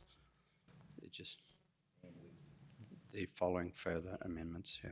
Thank you, Mr. CEO. Okay, well, Councillor Jones, you're comfortable. Right of reply? Yeah, thanks, Mr. Mayor. I just want to highlight 2 comments. Councillor Duff, we don't think we have to spend that much money. That's my point. We don't know what is in that budget, and I'm fully supportive of what the Mayor said. If we can fill that position over there with the contractors and all that sort of stuff, I'll fully support it. It's in my division, but at the current moment, we don't have anyone sitting in that position. The community don't get any projects delivered on the ground. So what's going to happen? We just grind to a halt. So at the moment, it's a necessity that we have that person there. Fully support what the Mayor said, fully support what you said and everyone else. We've got to find savings, and that's an area where we can find it. So fully open to it and take on the Mayor's comments. We have to stay open about our Works of Queensland money and all that sort of stuff. So look, fully, very happy, and thanks for the support in the chamber. Thank you. Thanks, Councillor Jones. Okay, let's go to the vote. Those in favour? Carried unanimously. Thank you all, and thank you, Councillor Jones, for your work in bringing that forward. Okay, I think it's long over. Are we long overdue for a cup of tea, Mr. CEO? Can we have a break? No. Okay. No, the amendment now becomes a resolution. Sorry. So, Okay. yeah, so we need to adopt the budget papers. Yeah. Okay. So If we so- we don't do anything else today. so we have another crack at it. Yeah. Okay. So the amendment now becomes a resolution. So that was the Mayor moved the first one. Councillor, the Deputy Mayor amended the first one. So that's been supported now. Please don't feel obliged to talk to it again, but it is now you need to deal with the substantive resolution, which the amendment has become. Thank you, Mr. CEO. Yep, it's quite a process, isn't it? We vote, we'll re-vote. But okay, so we've got the substantive resolution there, as moved by Councillor Jones. And we'll take the strike out through this one, Linnell, because I just wanted to left in there so people knew what they were talking about. So we're in the new one that's been carried. Just remove the strike out. So we can, we can actually just remove those two items completely.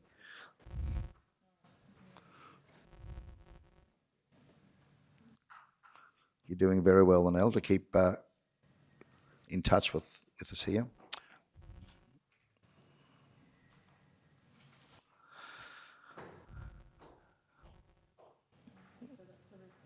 Yep. Okay, so thank you very much, Mr. CEO. Thank you, Linnell. So we have the amendment, which is now the substantive resolution, and Councillor Jones moved such. Councillor Froeloff seconded such.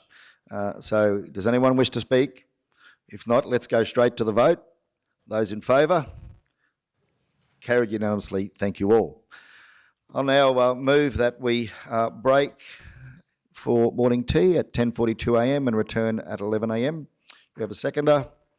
Councillor Jones. Those in favour? Carried unanimously. We'll see everyone back here at 11 a.m. Thank you. Okay, I'll now move that we resume the meeting at 11:09 a.m. Do we have a seconder? Councillor Jones, thank you. Those in favour? Carried unanimously. Next item on the agenda is 6.4, Business Activities 21-22, can be found at 150.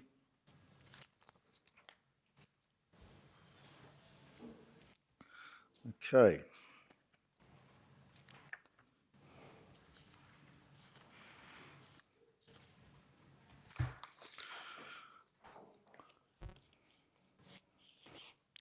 So recommendation is as presented there in relation to council business activities.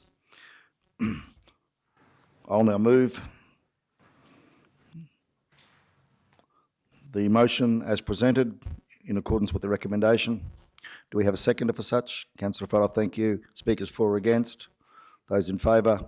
Carried unanimously. Thank you all.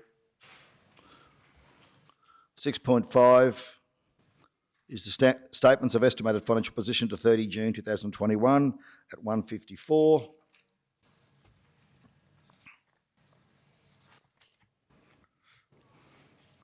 And we have there our recommendation again, and I'm happy to move that the recommendation as presented become the motion.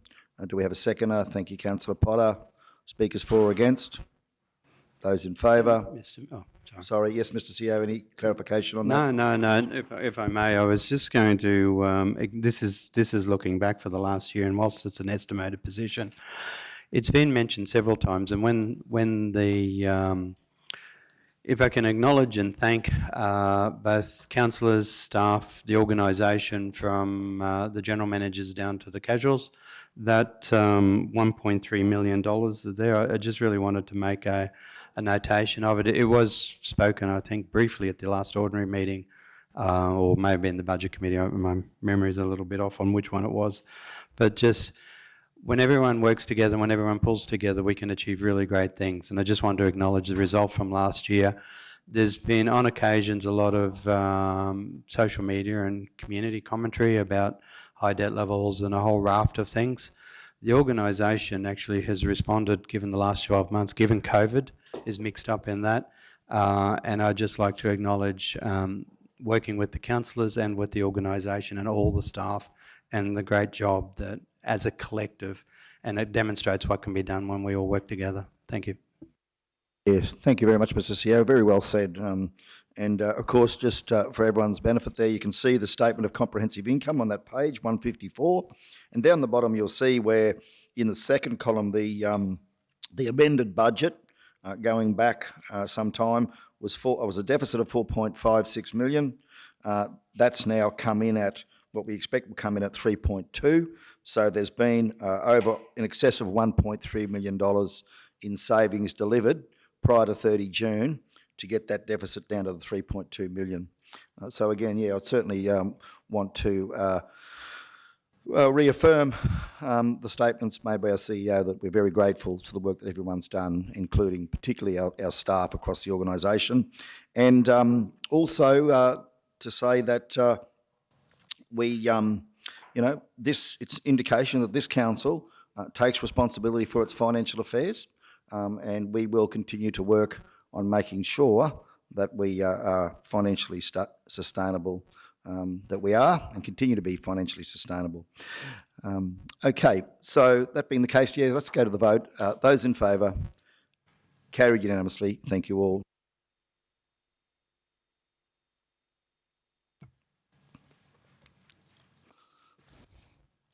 (6.6) Differential general rates categories and criteria for 2021-2022 can be found at 157.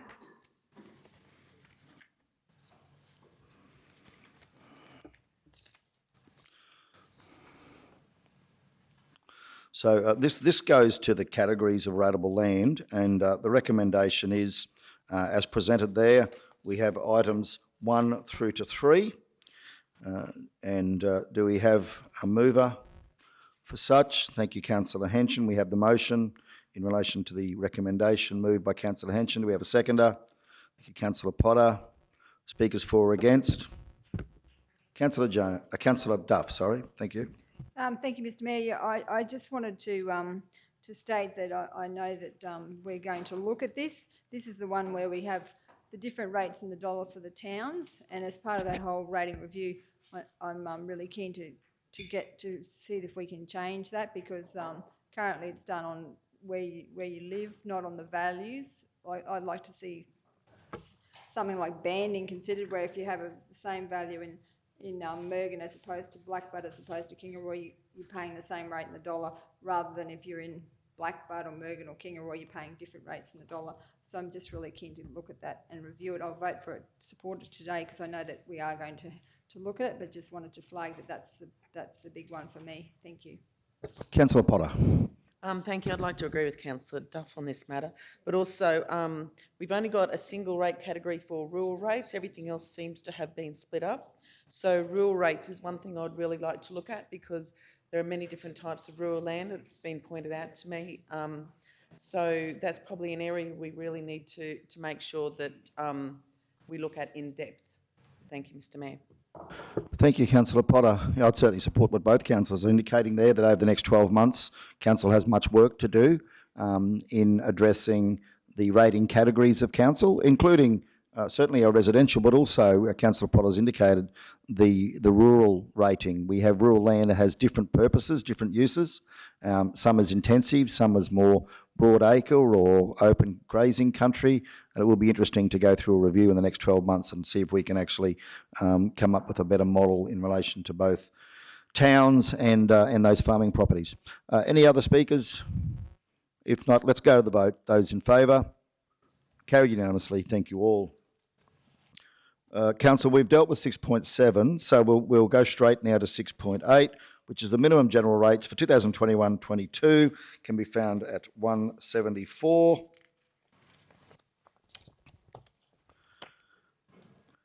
And the recommendation there is that, as you can see, in accordance with Section 94 of the Local Government Act 2009 and Section 77 of the Local Government Regulation 2012, the minimum general rate to be made and levied for the year ending 30 June 2022 for each differential general rate category is as follows. So that is listed there as presented on 174 and 175.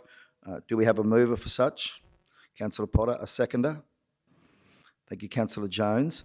If I could just put one question forward, Councillor Henson, in relation to your motion, which has been carried on Category 6, where that's going to be now 0%, would it therefore be the case that we'd be bringing the minimum general rate back to what it was last year? I just want to clarify the intent of your motion there.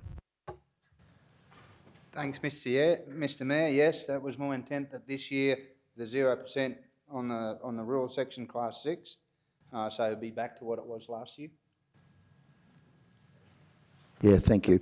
Do we need to make a change to what's presented there, Mr. CEO? I think it was 1,070 last year on the minimum general, so it was $10 on the minimum general. If the councillors, if the leave of the meeting and the mover and seconder were amenable, that section of the table would be changed to 1,070 neat, if that's the intent of or the will of the meeting. Either that could be done by amendment formally if it isn't the will. So, council, will of the council, that's Councillor Henson's intent. Is there any councillor who objects to Councillor Henson's intent to bring the minimum general rate for rural back to what it was last year, to change that in this schedule? Anyone oppose that? Okay, well, we'll have it recorded that that's been the will of the meeting, the will of the council to do so, and we'll move on with this recommendation. Do we have is there anyone else that wishes to speak for or against on this one? If not, let's go to the vote. Those in favour? Carried unanimously. Thank you all. 6.9, averaging land valuations at 177.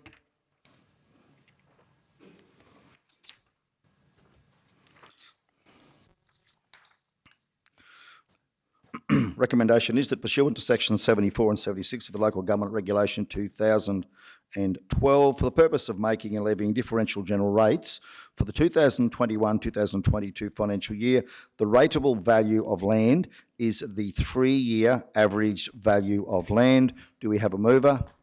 Councillor Potter, seconder. Councillor Freiloff, thank you. Speakers for or against? Those in favour? Sorry, Mr. CEO. No, Speaker. Mayor, just to note that under the regs, council has the opportunity for a 2 or 3 year averaging. Once it commits to this path, this is the 3rd year of the averaging. So surmising nothing changes, this will be the last year of the averaging. And so valuations, council will make a new decision next budget, next year, to either, again, not average, to average for 2 years or average for 3 years. Thank you, Mr. CEO.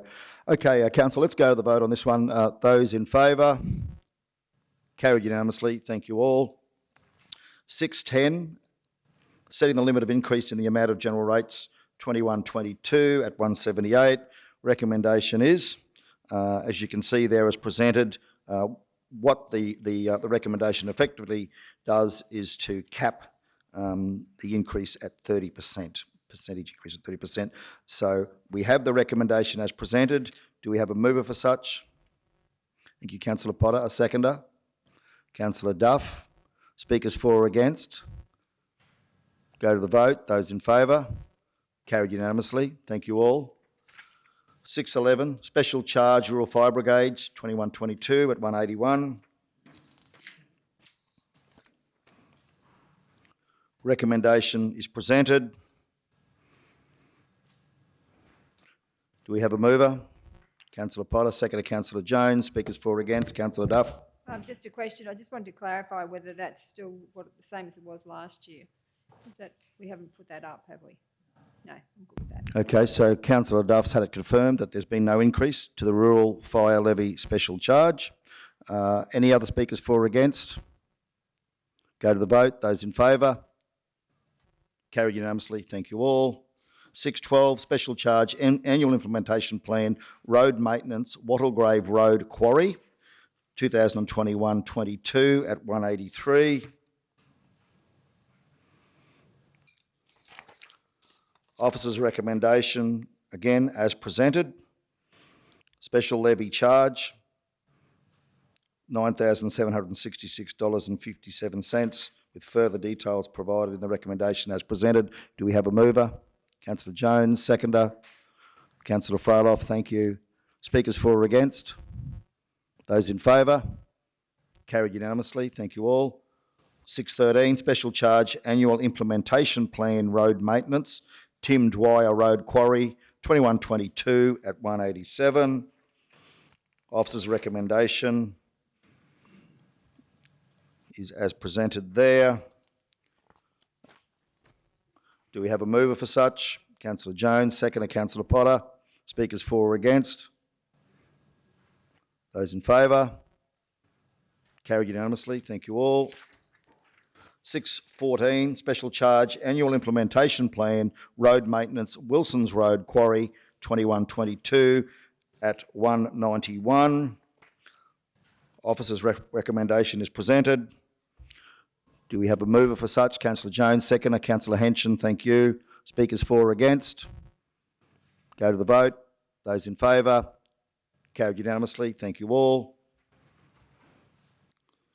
6.15, special charge, annual implementation plan, road maintenance, Burrabri. Got that one right for the first time. Burrabri Road Quarry, 21-22 at 194. Recommendation is presented. Do we have a move for such? Thank you, Councillor Potter, seconder. Thank you, Councillor Jones.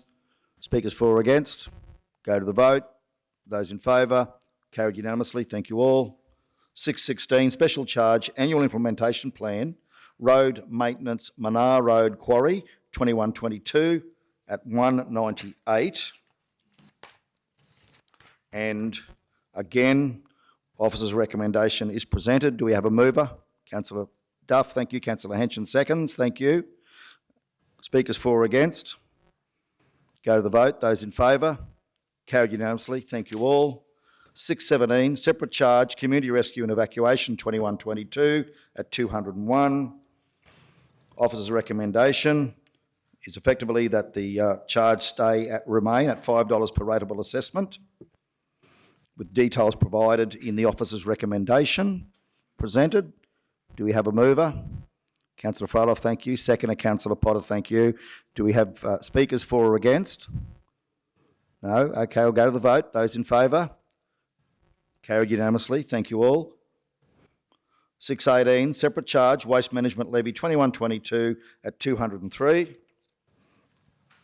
Okay, now we have the officer's recommendation there in relation to the waste management levy. Mr. CEO, any commentary on that before we move? No? Okay, so as presented, do we have a mover? Yes, thank you, Councillor Henson. Seconder, thank you, Councillor Potter. Speakers for or against? Just want to note that it's recommended that the council make levy a separate charge to be known as the waste management separate charge in the sum of $164.50 per rateable assessment to be levied equally on all rateable land in the region. And that's for the purpose of providing and maintaining waste facilities and services that are not met from other fees and charges collected on a user pays basis, and meeting public expectations in matters of disposal of refuse that affect public health and visual amenity of the area. So that's $164.50, which is a $2 increase annually on what had previously been $162.50, now $164.50. Any other speakers for or against? Let's go to the vote. Those in favour? Carried unanimously. Thank you all. Right, 6.19, is the waste collection utility charges, 2122 at 205. The recommendation is presented on 205 and 206. Further on 200 and goes through onto 207 and 208. In effect, it's as presented there. Well, first of all, as presented, do we have a mover? Councillor Shoemaker, thank you. Seconder, Councillor Froloff. Speakers for or against? Councillor Duff. Through you, Mr. Mayor, I just wanted to clarify that the commercial waste, has it stayed the same? Because I know that we were trying to keep it the same and then bring the other one up. I just wanted to clarify that that is the case. Yeah, through you, Mr. Mayor. Yeah, so the base rate has been kept the same. It's the only change to that is the state waste levy, which is included on this, because council must pay the state waste levy back to the commercial charges. So the council component, I suppose, of that charge hasn't changed. So I think it changed $5.50 because of the increase in the state waste levy. So that's the only change in that in the commercial one, just to take account of the increase in the state waste levy. Yeah, thank you very much, General Manager. So just confirming the Councillor Duff, Council receives no additional revenue. We're simply covering the extra money that we have to pay to the state government for the state waste levy, hence the increase from what was previously around $243, now up to $250. The other thing to point out, of course, is that the domestic waste collection, the wheelie bin service to domestic users, has increased from $168 to $179. So that's an $11 increase for the wheelie bin collection charge for domestic ratepayers. And the Bunya Mountains Waste Management utility charge will now be $216, which I understand from our previous discussions is to cover the costs for council to collect, to provide that service. There is again, that is simply covering our costs at this point in time. Any other speakers for or against in relation to the motion? No, let's go to the vote. Those in favour? Carried unanimously. Thank you all. 620, setting of wastewater utility charges 2122. That's at page 221 in the agenda. Now, just bring to the attention of council that as a result of the resolutions that have been carried this morning previous to this item, there will need to be now a change to the recommendation as such. So the change would need to happen specifically in relation to, I believe, item B, Mr. CEO, to be consistent with the previous resolution, where it had increased to $229 for all additional pedestals. I'm challenging you a bit here this morning, Mr. CEO, but if I continue to do so, how should we reword that? Can we copy that in from the previous resolution?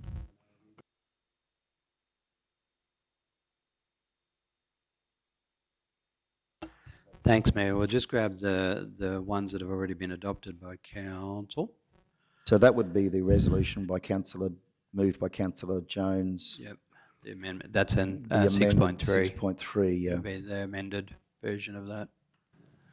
So it'll be the first two dot points. If we grab those and then take it down into this one, I would put if you put a carriage return in there and put a new C, I'll put drop them there.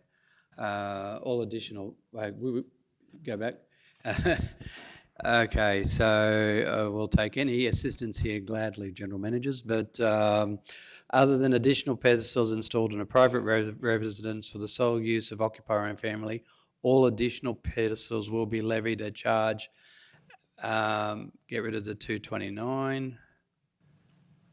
Yeah, leave the per. Per annum per additional pedestal on the following basis. And then we can work out the actual dollar number and if you just indent that. So that actually, no, rather than you C, it just becomes part of B. Yep. Well done. That's my best guess, Mayor. No, you've done very well. Thank you, Mr. CEO, and putting some sense into that, some structure into that. Thank you. We have the motion as presented there on screen. Do we have a mover for such? Thank you, Councillor Froloff. Seconder, thank you, Councillor Jones. Speakers for or against? And Mr. CEO. Yep, sorry, just, don't hold that up. Probably at the bottom of that, very similar, and the revenue statement be amended accordingly. Yeah, just add in the revenue statement, 21, 22, be amended accordingly.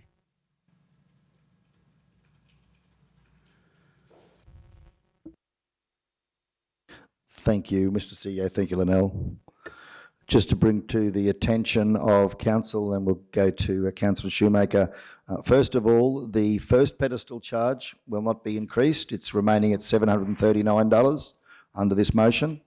The second pedestal charge will not be increased for all additional pedestals.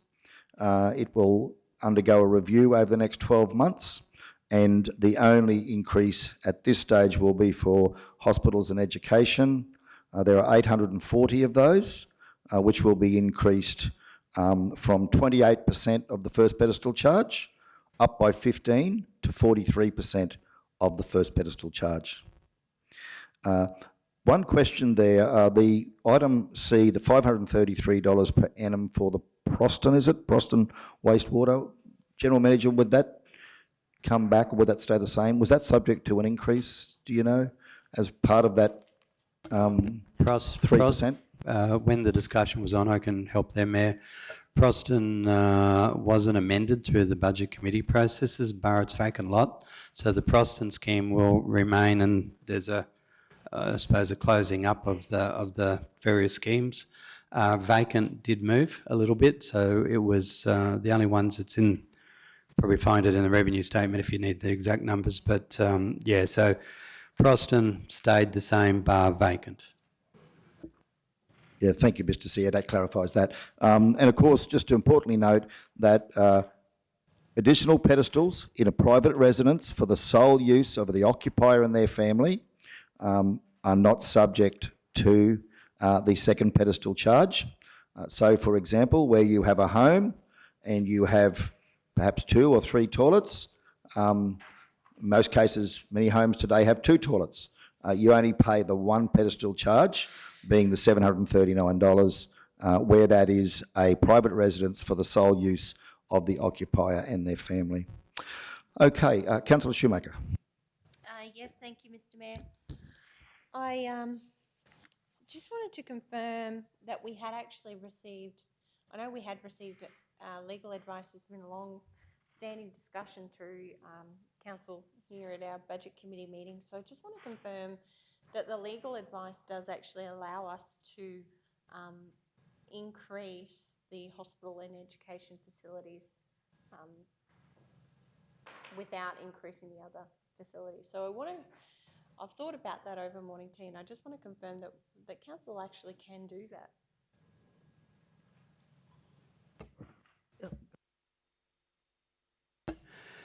At this point, councillor,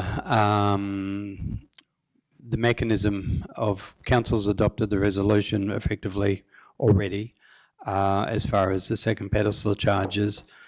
The mechanism of now making sure how to do it will have to be just thought through a little bit, the mechanics of it. If there is an issue with the mechanics of it, this component would come back, but other than that, we'll accept the resolution on as the will of council and then find a way to make it work. Yeah, thank you for clarifying that, because certainly I think it's just important to note that the reasoning behind the proposed changes to the existing methodology for additional pedestal charges was to recover the operational costs, but no the reasoning behind the proposed changes in the existing methodology for an additional pedestal charge recovers the operational costs, but not the sewerage network costs. And the sewerage network is built to service not only around 7,000 first pedestals, but also 2,800 additional pedestals. So it was council's, in all of the budget meetings and discussions that we had, it was fair to consider that the additional pedestals should contribute toward the network costs, as the annual cost to council to provide these services and to maintain the current sewage network in the South Burnett equates to approximately $5.5 million per year. So I just, noting the discussion that we've had today, and I know we've had a number of discussions about this change and certainly painstakingly navigated, assessed what that would mean for different motel and commercial operators, and reduced our initial intentions of going higher to a lesser increase. I think we were looking at from 28% of the first pedestal charge to 31%. I think there is still, I'm a little bit concerned about how this positions council. Whilst I understand the intent, and I think that's always been our intent, to recoup the costs that these particular facilities have, the impacts they have on our sewage network, I do have some concerns about our ability to actually achieve this. So I imagine council has the opportunity to review rates as we have determined by the COVID legislation and the changes to legislation made by the COVID situation. So I'm mindful that while we've included this, this may not be locked in for the next 12 months. We may clearly need to do more work in this space. And I do agree, I have read further to the Mayor's comments at our large budget committee meeting, some of the changes in the system in which Gympie has applied, and do understand there might be other options for us. But I just want to point it out that there was good reason for council to assessing this. The fact is, it is costing us $5.5 million to maintain our current sewage network, and we need to recoup those costs somehow. So for me, whilst I'm supporting this, I do also understand there's significant work to be done in this space. Thank you, and we'll be guided by the legal advice provided. Other speakers for or against? Councillor Jones? Yeah, thanks, Mr Mayor. The council has got a good point. I'm happy with everything that we've discussed and all that sort of stuff. Through you, Chair, to the CEO, where it says detailed review of such over the next 12 months, is there any, can we bring that to the fore?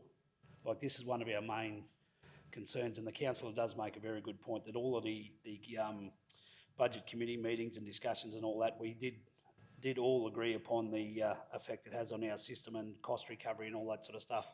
Knowing that the water and sewage is a major cost factor for us moving forward, is there any way that we could identify to bring that into our rather than have it over a 12-month period, bring it to a form quicker than that, highlight it? Oh, anything's possible, councillor. And I'm not being flippant. It's this discussion certainly consumed a significant, and I think if I can borrow the Mayor's phrase of no stone left unturned, extensive debate and discussion about it, and also the understanding of the impact that it may have, but also then bringing it up in line with other councils and network charges. I think the resolution that council passed a couple of meetings back about the QTC and working with them with the review, we'll need to, and certainly with General Manager Jarvis, we'll need to map out a 12-month program, because this will be, and I alluded to it in the budget committee, is how we approach this next year's budget really starts in about a week's time, because there is a lot of information to be reviewed and a lot of material, and unless that started now, which I think is the answer to your question and bringing it to the fore, and we set out a bit of a time frame, we'll find that history will repeat itself and we'll just get pinched again in time. So but certainly from the Mayor's resolution of a couple of meetings back is that review really has to start in earnest very shortly. Councillor Duff. Thank you, Mr Mayor. I hear what you're saying, Councillor Shoemaker and Councillor Jones, and I'm happy to review it, but I was always of the opinion that we were looking to put the pedestal charges up for the hospitals and the schools, and we were trying to work out a way that we could not hit the likes of the caravan park at Nanango and different places like that. And so Gympie Regional Council, I saw where they've done that, so I thought that we were actually really keen to actually progress down this path rather than trying to hit those small businesses. So just wanted to declare that in, because I know that was heavily part of our discussions. Thank you. Okay, look, I'm going to progress this, Councillor Shoemaker. Councillor Fraloff, do you have any, as the mover, right of reply before we go to the vote on this? Okay. Right, well, let's go to the vote on this. Those in favour? Carried unanimously. Thank you all. Rightio, we're up to 621, which is the Proston Common Effluent Disposal Utility Charges, 2122 at 223. We have the recommendation as presented. Okay, so again, there may be some impact by the prior resolution in relation to the second pedestal element at item B, which I believe General Manager previously was at $135.16, but we may need to just change that there, Linnell.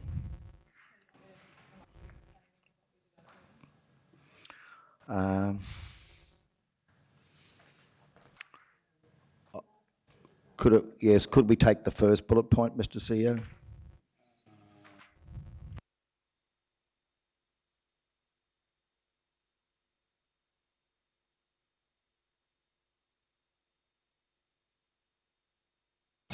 Staff that indicated that it was $135.16.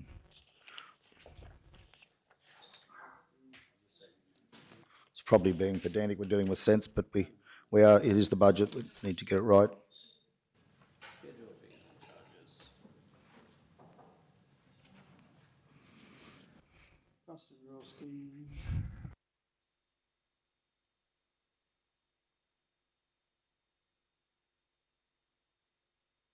So on page 142 of the agenda, with the comparison tables, what I advised before is that from the discussions through the budget committee, first pedestal remains the same. Proston was separated out from the others. Additional pedestal effluent drainage remains the same at 136. Vacant, available but not connected was the only one that was changed, and it went from $88 to $91. Okay. Let's, so as presented, do we have a move for such? Councillor Shoemaker, thank you. Second, Councillor Potter. Speakers for or against? Those in favour? Carried unanimously. Thank you all. Thank you, Mr. CEO, for clarifying such. Okay, we'll go on to 622, Water Supply Access Charge Methodology, 2122 at 225. Recommendation is as presented. Do we have a move for such? Councillor Shoemaker, second to Councillor Jones. Thank you both. Speakers for or against? Okay, no. Let's go to the vote. Those in favour? Carried unanimously. Thank you all. 623, Water Supply Consumption Charge Methodology, 2122 at 227. Recommendation is presented. We have a mover. Councillor Jones, seconder. Councillor Henson, thank you. Speakers for or against? Councillor Duff. Just a question. Is it the same methodology? We haven't changed anything. We're just doing it as we were before. Nothing's changed. All good. Thank you. So no change to the water supply consumption charge methodology, which is the methodology, of course, that gives rise to the three-tiered system and also to the two-tiered system in some cases. Okay, so we have that there. If there's no further speakers, we'll go to the vote. Those in favour? Carried unanimously. Thank you all. 624, water supply charges 2122 at 229. Recommendation is presented. Do we have a mover for such? Councillor Potter, second to Councillor Jones. Thank you. Speakers for or against? Okay, just to clarify, this represents a 5% increase in the charges, the water consumption charges.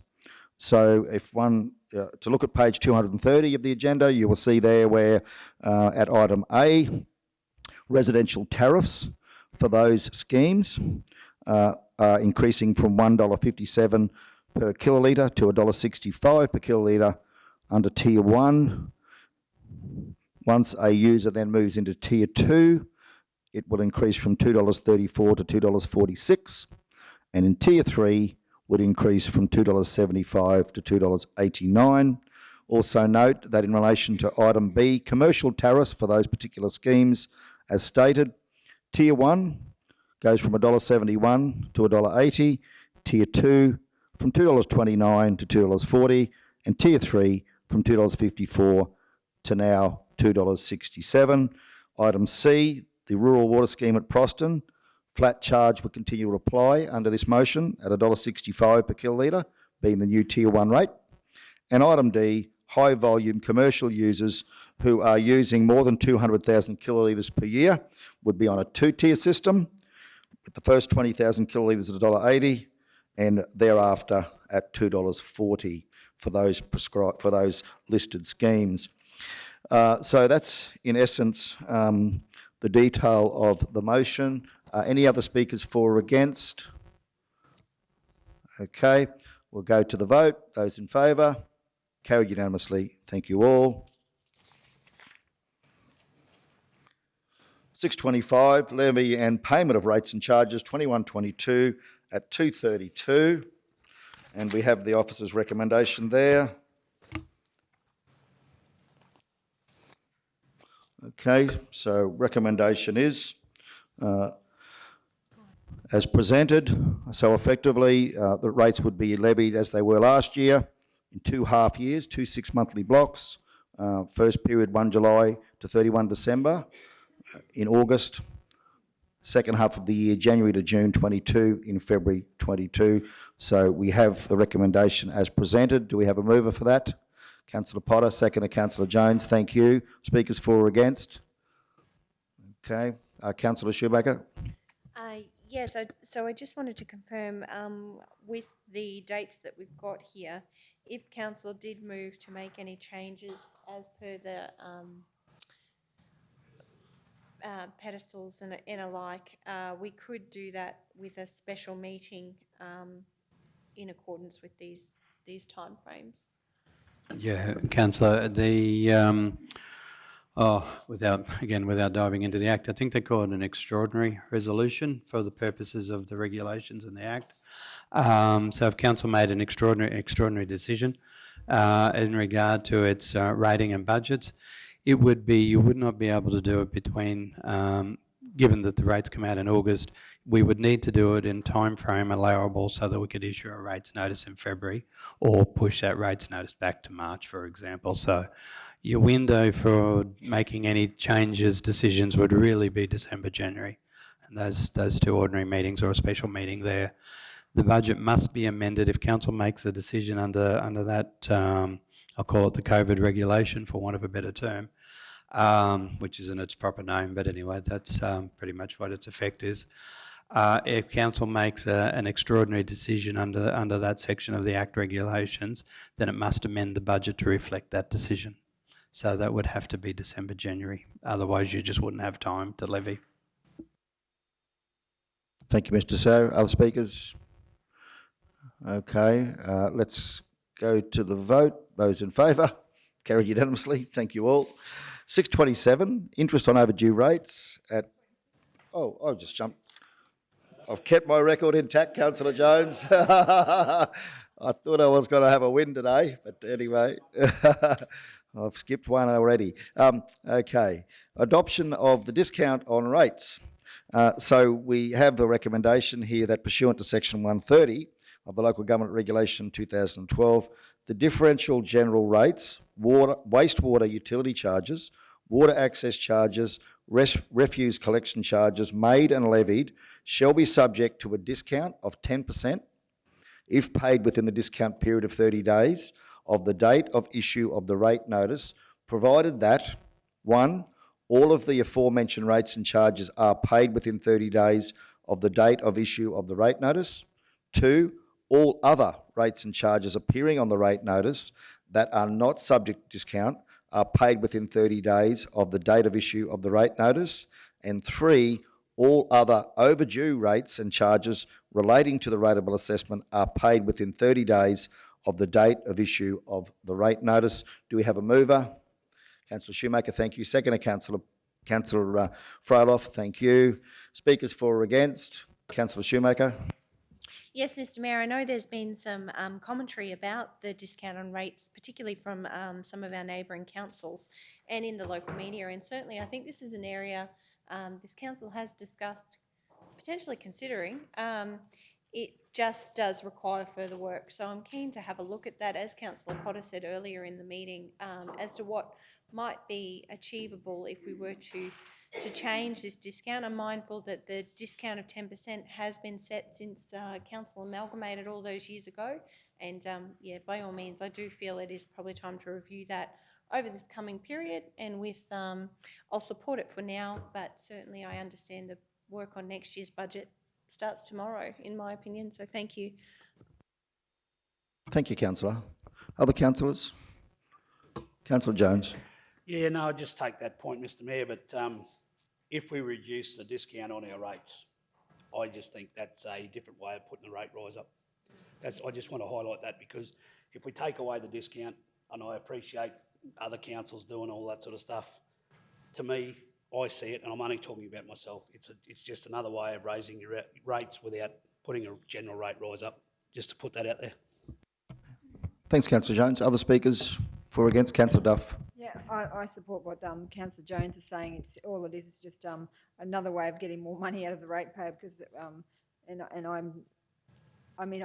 not against having a look, because you're saying, I mean, we could even we could make it 15% if we wanted to, so we can look at it. But I certainly do see it as exactly the same as Councillor Jones. And I know other councils are doing it and thinking, oh, you know, rubbing their hands together and thinking they can get more money. But the ratepayers see right through that. You're just taking away from those people that are the good people of our region that are trying to pay early. Thank you.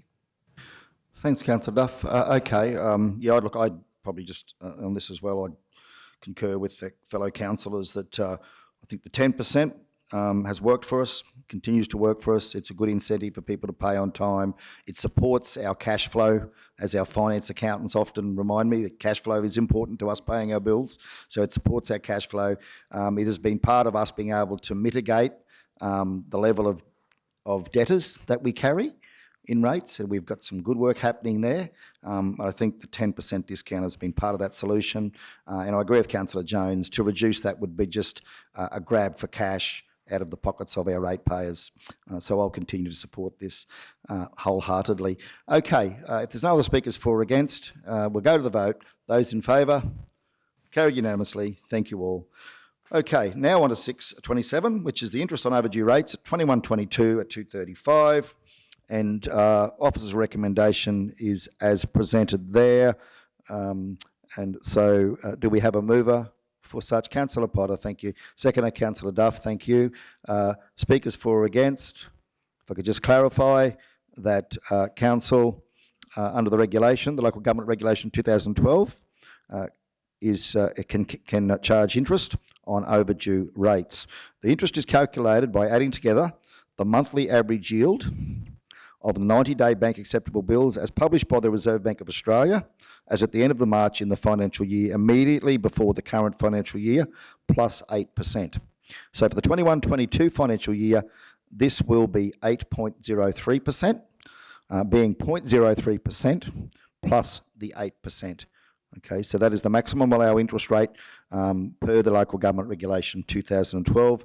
As such, the recommendation from the officers is that pursuant to Section 133 of the Local Government Regulation 2012, compound interest on daily rests at the rate of 8.03% per annum is to be charged on all overdue rates and charges. Council determined that rates or charges will be considered as overdue for the charging of interest if they remain unpaid after 30 days from the due date of the relevant rate notice. Do we have a mover? Councillor Potter, thank you. Seconder, thank you, Councillor Henson. What did I do? Oh, I've done it. I've got Councillor Potter and Councillor Duff. Sorry. Well, the old me is starting to get a bit fatigued here. Okay, I'll pick myself back up and dust myself off and get on with it. Okay, so, all right. Thanks, Councillor Potter and Councillor Duff. Speakers for or against? Okay, let's go to the vote. Those in favour, carried unanimously. To the gallery, there's never a dull moment in this room, is there? Hey? Yeah. But, okay, 628. Adoption of the setting of concession on rates and charges for approved pensioners 21-22 at 237. As recommended. Recommendations put forward as presented. Do we have a mover? Thank you, Councillor Duff. Second to Councillor Henshin. Speakers for or against? Councillor Duff, thank you. I just wanted to say that I love this part of the budget where this is where we give some concessions back to our community groups. And that's why I was keen to move this one, because there's a lot of stuff that goes through the budget is, you know, putting things up, and this is discounts to our volunteers and our community groups. So I just want to flag that. Thank you, Mr. Mayor. Councillor Duff, this is for pensioners, this one. Yeah, this is 628 for pensioners, but we'll come to you shortly on that one. Yeah, you've... Okay, I yeah, moved well, it it's that rubbing way. off, isn't it? Sorry. It's rubbing off. Okay, Councillor Potter. We'll come back to you, thank you, Councillor Mr. Duff. Thank you. Look, with your comment earlier with regards to pensioners in the area, this is an area I would actually like to look at as well. We have a maximum concession granted per property capped at 200 per annum. So maybe we should consider changing that and looking at that in future budgets. Thank you. Yeah, thank you, Councillor. Of course, I imagine that all these sorts of matters can be on the table over the next 12 months as we undertake that rates review, as Mr. CEO has indicated we will be doing. Now, Councillor Duff, did you want to come back and speak to this? Yeah, Thank you. Yeah, so I'm sorry, I'm like you, Mr. Mayor. I've had a big day yesterday. So, yeah, the pension one, I'm 100% supportive of the concession for the pensions, because as we said before, the pensioners are doing it tough. Yeah, I wanted a zero rate rise for the pensioners, but at least in this particular one, we give them the concession. So, yeah, very supportive of this one. Thank you. Okay, thank you. Now, Councillor Potter, did you have something quickly to add? No, you're good. Okay, now just to clarify that in accordance with sections 120, 121 and 122 of the Local Government Regulation 2012, a rebate of rates be granted to all ratepayers who are pensioners who are eligible for the Queensland Government remission. Recommendation is that be set at 20% of the differential general rate, sewerage utility charges, water utility charges and waste refuse utility charges, and the maximum concession granted per property shall be capped at $200 per annum. Okay, so if there's no further speakers, we'll go to the vote. Those in favour, carried unanimously. Thank you all. 629, adoption of exemptions and concessions on various special, separate and utility charges, 21-22 at 238. And we have that there as presented at page 238 and 239. Okay, so do we have a mover? Councillor Duff, thank you. And a second to Councillor Potter. I've just got to pick something on the computer here. Oh, yeah. Yep. Yep, we've just got to tidy up a couple of typos. We'll get that done. Thanks, Liddell. Okay, thank you, Mr. CEO.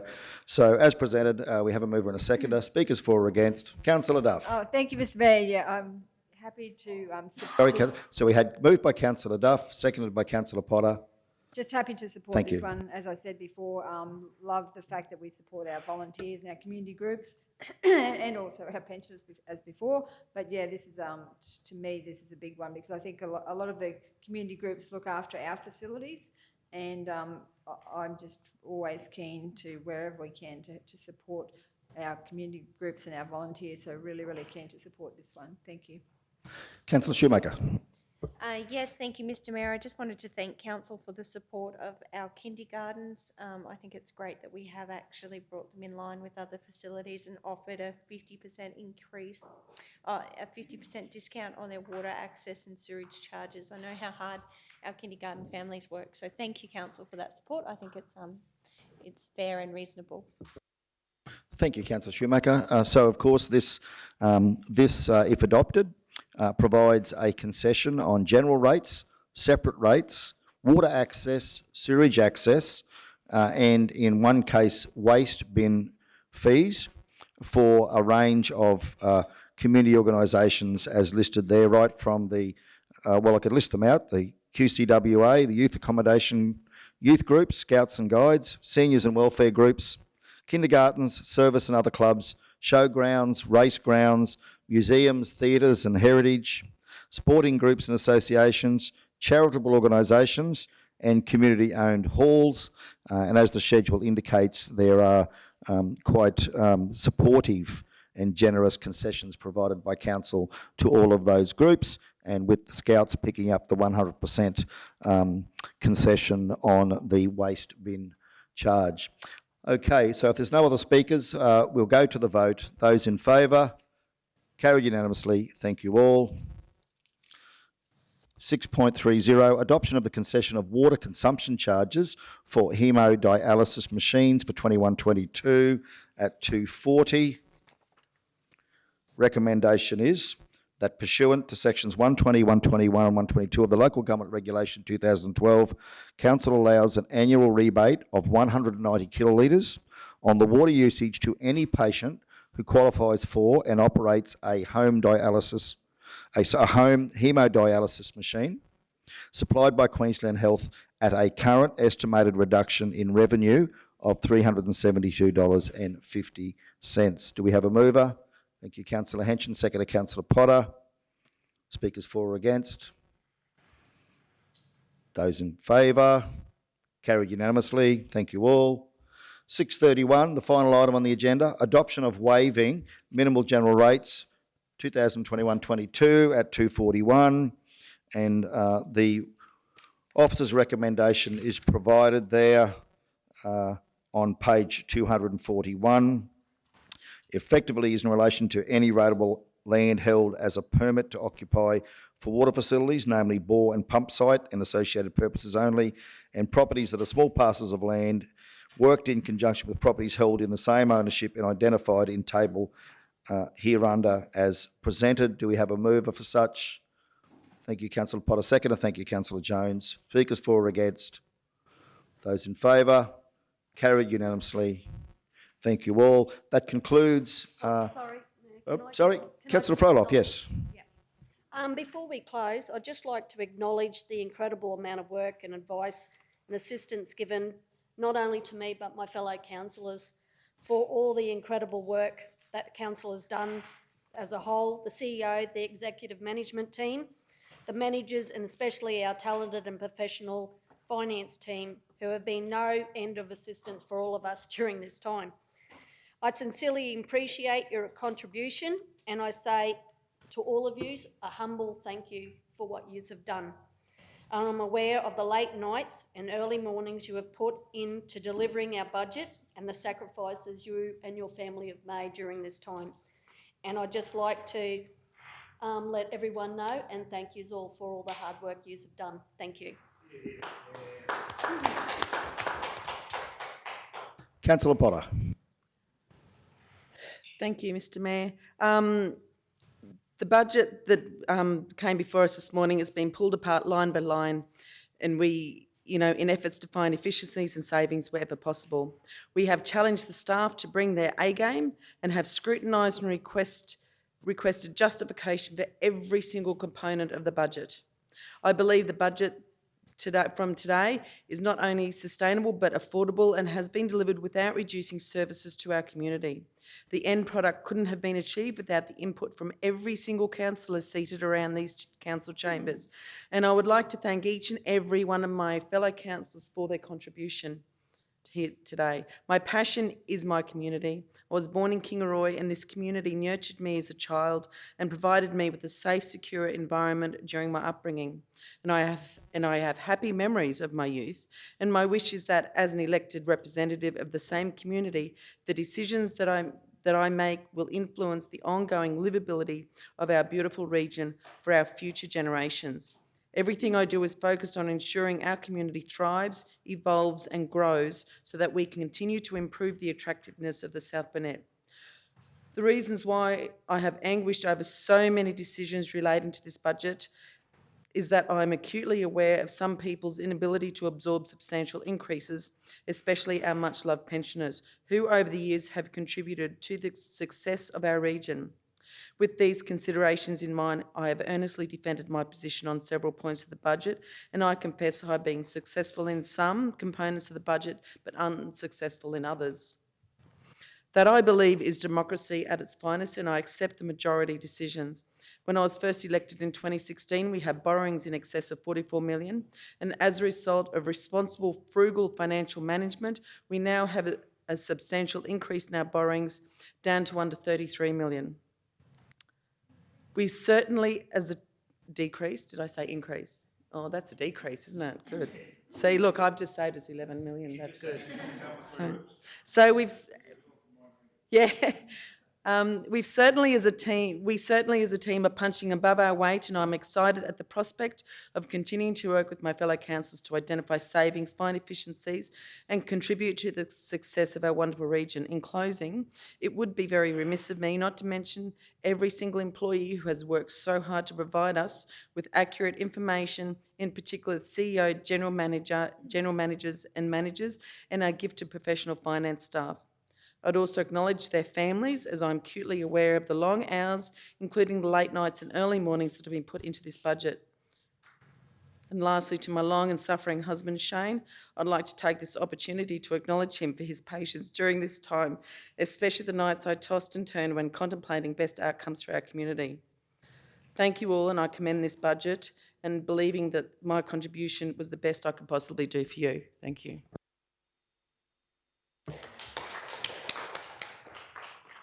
Councillor Duff. Thank you, Mr Mayor. Yes, I'd like to extend my thanks to the staff and also the councillors and the Mayor. It's been challenging. I've been a councillor for 17 years, so I'm part of the furniture pretty much. But I think that it's been a very robust and process. It's probably not any different to what I'm used to. I think that, as we've already discussed this morning, it doesn't stop here. It's only just the beginning. We've got a lot more savings we can make, a lot more efficiencies, a lot more things we can do better. So I'm keen to work together as a team to build on what we've achieved today moving forward. So thank you to the staff, my fellow councillors and the Mayor. Thank you. And the CEO. Thank you. If no one else has anything to add, we'll now close the meeting at 12:09 p.m. Thank you all and have a wonderful afternoon.